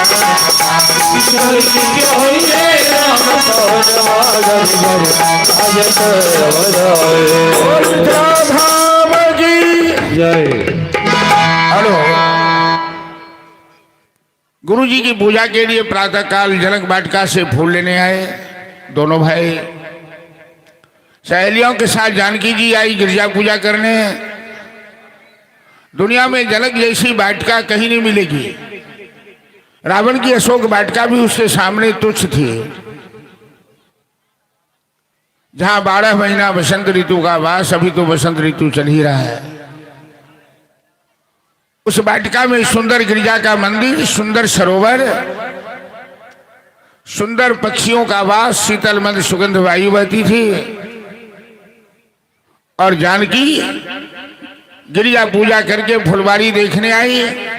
राम लक्ष्मण गुरु पूजा के लिए, गुरुदेव की पूजा के लिए फूल तोड़ने आए थे। जानकी आदि शक्ति जगदम्बा और जानकी की भूमि में हम लोग बैठे हैं। सीतामढ़ी नाम भी जानकी के नाम पर ही सीतामढ़ी नाम पड़ा है। नाम है सीतामढ़ी, अब भ्रंश होके सीतामढ़ी हो गया है। मही मतलब धरती। जिस धरती से सीता जन्म ली उसको सीतामढ़ी कहते हैं। सीतामढ़ी हो गई। उसी सीतामढ़ी में हम लोग बैठे हैं। और जानकी साक्षात नवदुर्गा आदिशक्ति जगदम्बा है। राम जी परम ब्रह्म परमेश्वर हैं। और शक्ति शक्तिमान का प्रथम साक्षात्कार जनक जी की वाटिका में होता है। और शक्ति शक्तिमान का प्रथम साक्षात्कार जहाँ हो वहाँ प्रकृति मुस्कुराने लगती है। कोयल कजली राग आलापने लगती है। राम सिया के मधुर मिलन से फुलवारी मुस्काए, कोयलिया कजली गाए। बहुत थोड़ा आवाज को देखो रे, इधर कम। हेलो हेलो बोलिए मिथिला धाम की जय, श्याम रामचंद्र की जय। राम सिया के मधुर मिलन से फुलवारी मुस्काए, कोयलिया कजरी गाए। कोयलिया गा रही है। क्या बात है। हेलो हेलो, बहुत अच्छा स्वर है कुछ इस कोयल का। हेलो हेलो हेलो हेलो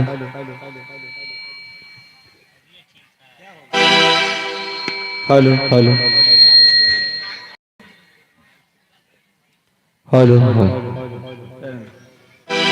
कोयलिया कजरी गाए, कोयलिया कजरी गाए, कोयलिया कजरी गाए, कोयलिया कजरी गाए। राम सिया के मधुर मिलन से, राम सिया के मधुर मिलन से फुलवारी मुस्काए, कोयलिया कजरी गाए, कोयलिया कजरी गाए, कोयलिया कजरी गाए, कोयलिया कजरी गाए।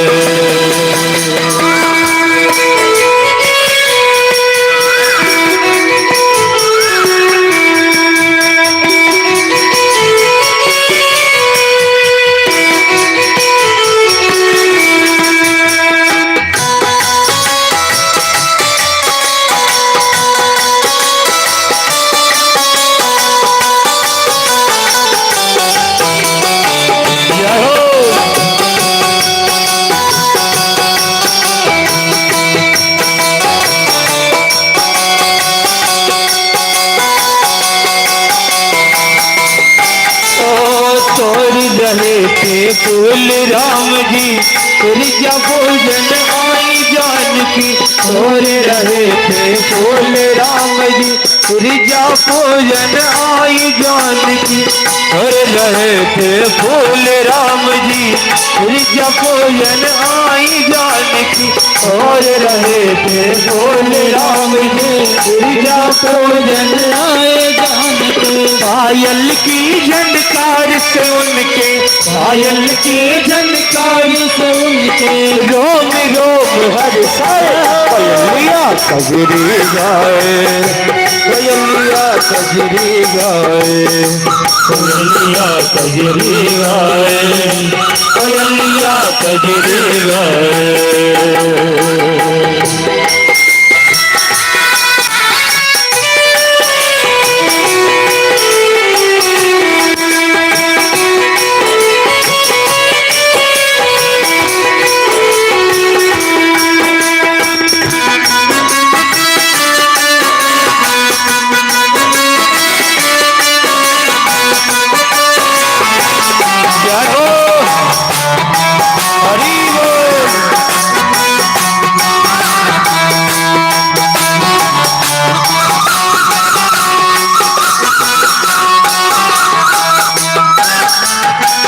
मुख चंदा ओगा सामने, लदिया सब सान राम ने। या मुख चंदा ओगा सामने, बुला दिया सब सान राम ने। या मुख चंदा ओगा सामने, बुला दिया सब सान राम ने। या मुख चंदा ओगा सामने, बुला दिया सब सान राम ने। भूल गए मैं किसको आया, भूल गए मैं किसको आया। शुद्ध बुद्ध सब बिसराए। कोयलिया कजरी गाए, कोयलिया कजरी गाए, कोयलिया कजरी गाए, कोयलिया कजरी गाए।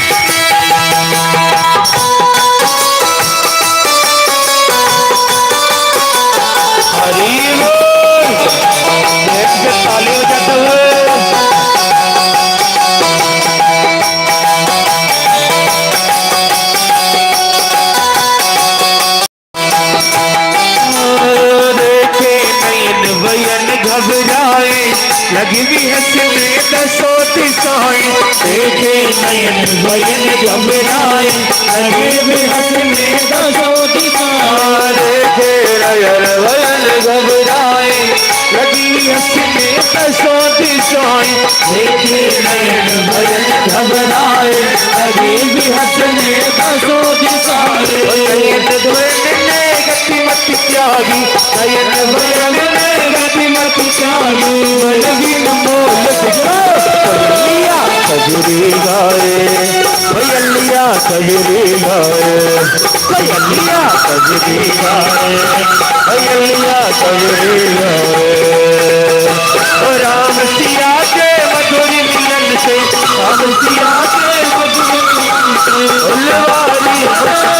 कोयलिया कजरी गाए, कोयलिया कजरी गाए, कोयलिया कजरी गाए, कोयलिया कजरी गाए, कोयलिया कजरी गाए, कोयलिया कजरी गाए। सरकार की श्री राधे। और एक माता जी ने गुप्त रूप से राधे राधे इनके नाम पर इन्होंने 51 रुपया पुरस्कार प्रदान किया इस भजन पर। एक बार जोरदार ताली बजा देंगे। बहुत बहुत धन्यवाद।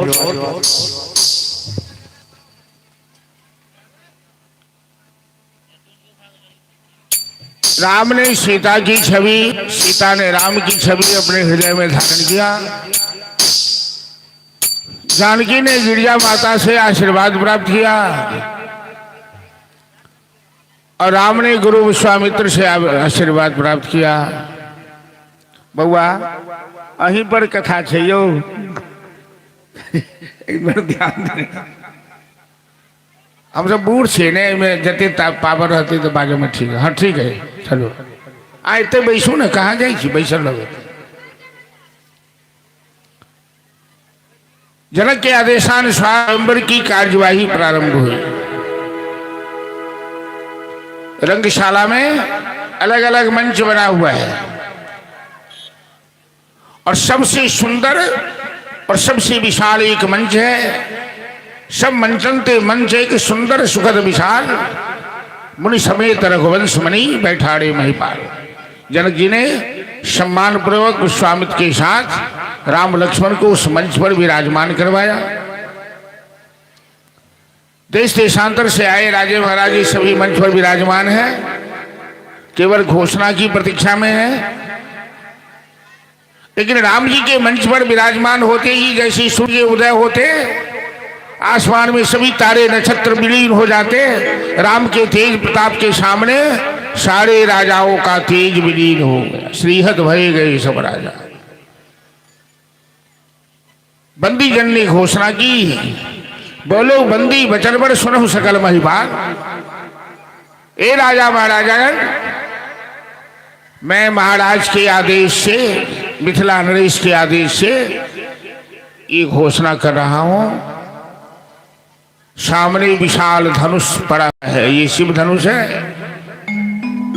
जो भाग्यशाली शिव धनुष तोड़ेंगे, धरती पुत्री जानकी जो विश्व विजय कीर्ति स्वरूपा है, बिना विचार किए विदेहराज उन्हें अपनी पुत्री का कन्यादान करेंगे। घोषणा सुनते ही सभी राजे दौड़ पड़े। 2 प्रकार के राजा आए हुए हैं रंगशाला में, कुछ विवेकी हैं, कुछ अविवेकी हैं। तो जिनके पास विवेक था, राम को देखते ही, सीता को देखते ही उन्हें जगत पिता जगत माता मानकर प्रणाम कर लिया। धनुष तोड़ने का इरादा ही बदल दिया।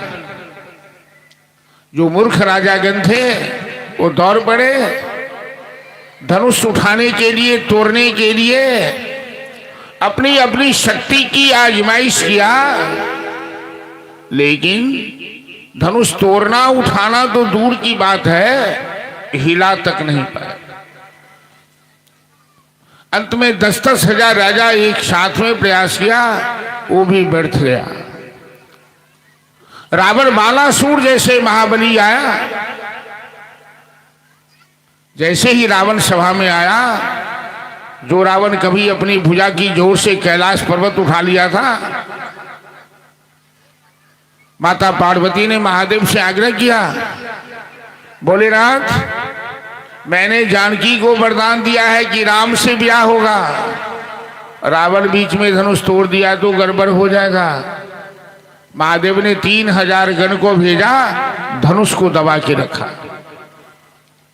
रावण भी धनुष नहीं उठा पाया। अब तो विषाद का वातावरण छा गया पूरी सभा में कि जनक की प्रतिज्ञा के अनुसार यदि धनुष नहीं टूटता है तो जानकी कुमारी रह जाएगी। महिलाओं के अंदर विषाद का वातावरण,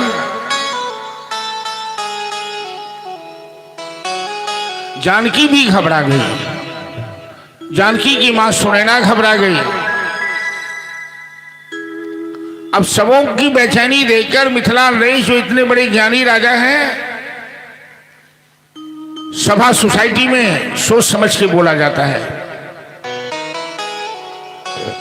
लेकिन जनक जी अपना संतुलन खो बैठे हैं और कहने लगे कि वीर विहीन मही मैं जाने। हे देश देश के राजागण, हम किसे कहें बलशाली हैं, मुझको तो अभी मालूम हुआ ये पृथ्वी वीरों से खाली है। सभी अपने अपने घर से जाए, कोई अपने को वीर मत कहे, कोई गाल मत बजाए। मेरी बेटी कुमारी रहेगी, मैंने प्रतिज्ञा करके बड़ी भूल की है। शेषावतार लखनलाल जी तमतमा के उठे, राजा जनक के सिंहासन के सामने कहने लगे, खबरदार मिथिला नरेश, जिस सभा में सूर्यवंश का एक भी लाल बैठा है, आप पृथ्वी को वीर विहीन कैसे कह सकते हैं महाराज? यदि भैया राम का अनुशासन मिले, जो तुम्हारा अनुशासन बाबो, कंदुक की ब्रह्मांड उठावो, मैं सारे ब्रह्मांड को लेकर दौड़ाऊंगा और कच्चे घड़ा की तरफ पटक कर फोड़। विश्वामित्र ने इशारा किया लक्ष्मण को बैठने का, राम को आदेश दिया। सहज सभा में गुरु के आदेश से राम जी धनुष के पास आए, परिक्रमा किए, एक बार जानकी की ओर देखकर उनसे आदेश लिया, क्योंकि प्रीति पुरातन लखे न कोई। राम जानकी का कोई नया संबंध नहीं है, राधा और कृष्ण का कोई नया संबंध नहीं है, शिव और पार्वती का कोई नया संबंध नहीं है। और राम ने कैसे धनुष को उठाया, कैसे प्रतिज्ञा चढ़ाया, कोई देखा कोई बाकी रहा। लेक उठावत खेचत चापा लखा लगा उदेक सपटारा तैसन मध्य राम धनुष तोड़ा भयो भुवन ध्वनि घोर कठोरा। जब राम ने धनुष तोड़ा, धनुष टूटने से जो भयंकर आवाज हुई, सब लोगों को पता लगा कि राम ने धनुष तोड़ा। बोल श्याम राम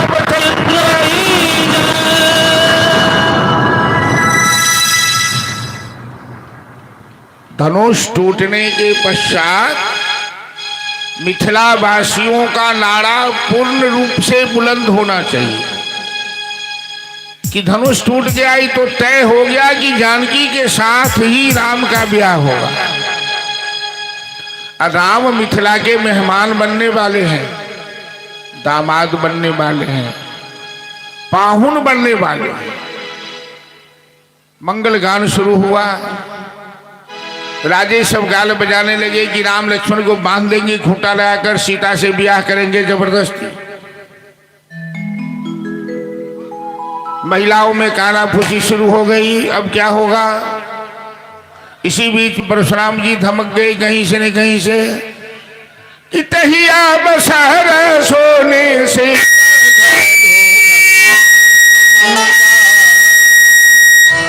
आई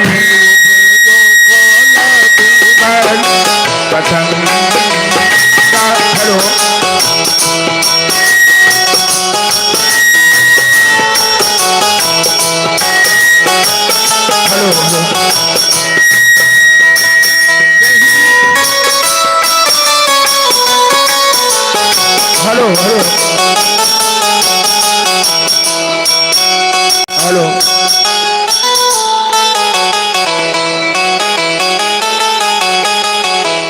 कह जर जहन धनुष के ही तोड़ा सहस बाहु शमशोरी मोरा सोबी लगाई तिहाई समाजा नत माघे जय है सब राजा।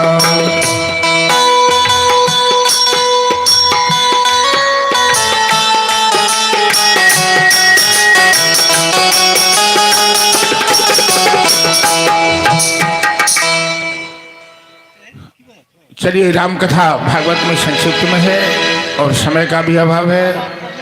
लक्ष्मण और परशुराम जी का अच्छा संवाद हुआ। परशुराम जी राम जी को धनुष सौंप कर चले गए। विश्वामित्र ने कहा, मिथिला नरेश टूटत ही धन भयो ब्याहु, सुरनर लाग विदित सबका हो। राम जानकी का विवाह तो हो गया धनुष टूटने से ही, लेकिन व्यवहारिक रूप में यह विवाह तभी मान्य होगा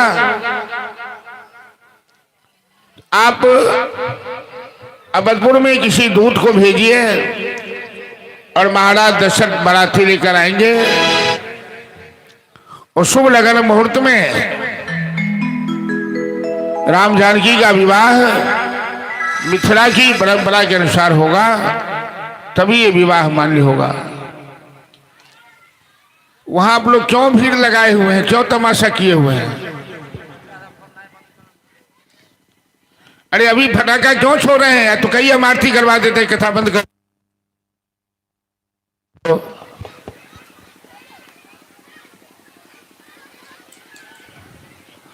कोई भी हलचल कीजिएगा, कथा में बाधा होगी। सब आज बैठ जाए अपने अपने स्थान पर।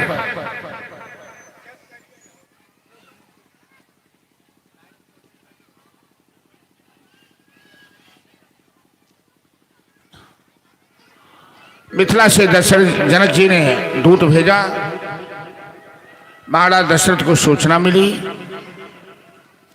इतने भाव विभोर हो गए दशरथ जी, जहां गुरु वशिष्ठ जैसे ज्ञानी विद्यमान है,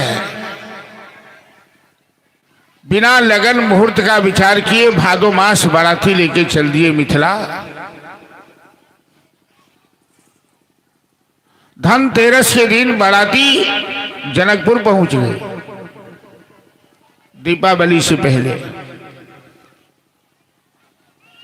अघन शुक्ल पक्ष पंचमी तिथि को सीताराम का विवाह संपन्न किया गया और वसंत पंचमी के पश्चात जो समय अब बीत रहा है, अभी राम जानकी की विदाई की गई मिथिला से। बाराती की संख्या कितनी है कोई गिनती नहीं कर सकता। एक छोर बाराती तो जनकपुर आ गई है और दूसरी छोर बाराती अयोध्या से प्रस्थान कर रही है। कितने बाजे गाजे, हाथी घोड़े, ऊंट नगारे हैं, ये कोई नहीं सकता, गिनती नहीं कर सकता। बड़े बड़े पत्थर भी हाथी घोड़े के ताप से धूल भर के उड़ जा रहे हैं। जनकपुर को ऐसा सजाया गया है कि देवराज इंद्र भी चक्कर खा के डोम के घर चले जाते हैं, क्योंकि राम जानकी के ब्याह में सची शारदा रमा भवानी सभी बारात के रूप में आए हुए हैं। गुरु वशिष्ठ की अध्यक्षता में वर पक्ष से और कन्या पक्ष से गौतम ऋषि के पुत्र सदानंद जी की अध्यक्षता में ये विवाह संपन्न होगा। मिथिला परंपरा के अनुसार पूरे जनकपुर को सजाया गया है। पूरे जनकपुर में हर्षोल्लास है और सबको एक ही बात की खुशहाली है। सबकी जबान पर एक ही बात है कि आज राम जानकी का विवाह है राम जी के साथ। सखी सहेली सब हाला डाला सज करके दरवाजे पर आई बारात एवं दुल्हा के स्वागत के लिए चल दी, जिसे परीक्षण कहते हैं, दूरा लगाई कहते हैं। कि घोरबा नछावत आवई श्यामल पहुनमा सुनो सहेली आगे, सुनो सहेलिया मोरी है मौरिया के अजब सहेलिया मोरी है मौरिया के अजब सहेलिया मोरी है मौरिया के अजब बहार। सहेलिया मोरी मौरिया के अजब बहार। भोरबान चावत आवई भोरबान चावत आवई भोरबा चमकावत आवई भोरबा चमकावत आवई। कमल पहुनमा सुनो सहेलिया मोरी है सुनो सहेलिया मोरी है मौरिया बहार। सुनो सहेलिया मोरी है मौरिया के अजब बहार। सहेलिया मोरी है मौरिया के अजब बहार। सुनो सहेलिया मोरी है मौरिया के अजब बहार।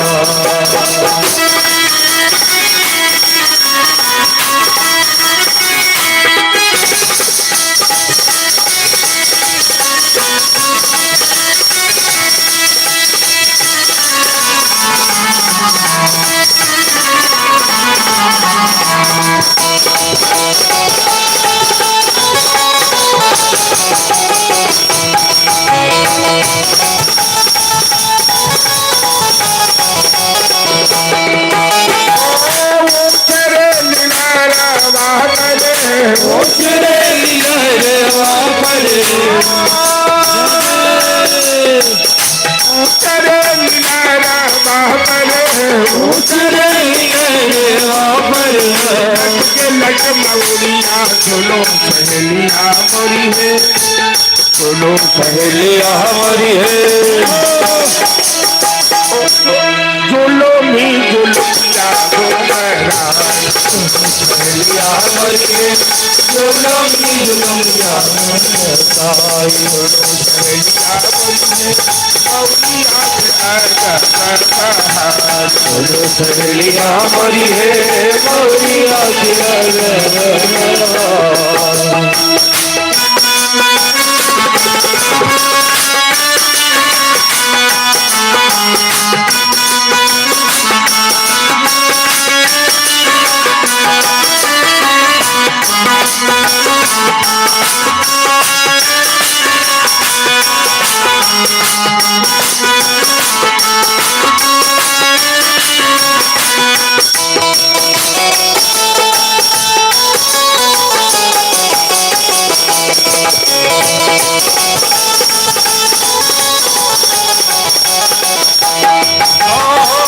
परिछन चलनी समा बारी चाल चलनी सामा परिछन चलनी समा बारी चाल चलनी सामा। सखिया सहेलिया सुनो सहेलिया बोलिए चलो सहेलिया मोरी है वही रचना है नाम को। चलो सहेलिया मोरी है आहिरा चला नाम को। सहेलिया बोलिए मौरिया के अजब बहार। चलो सहेलिया मोरी है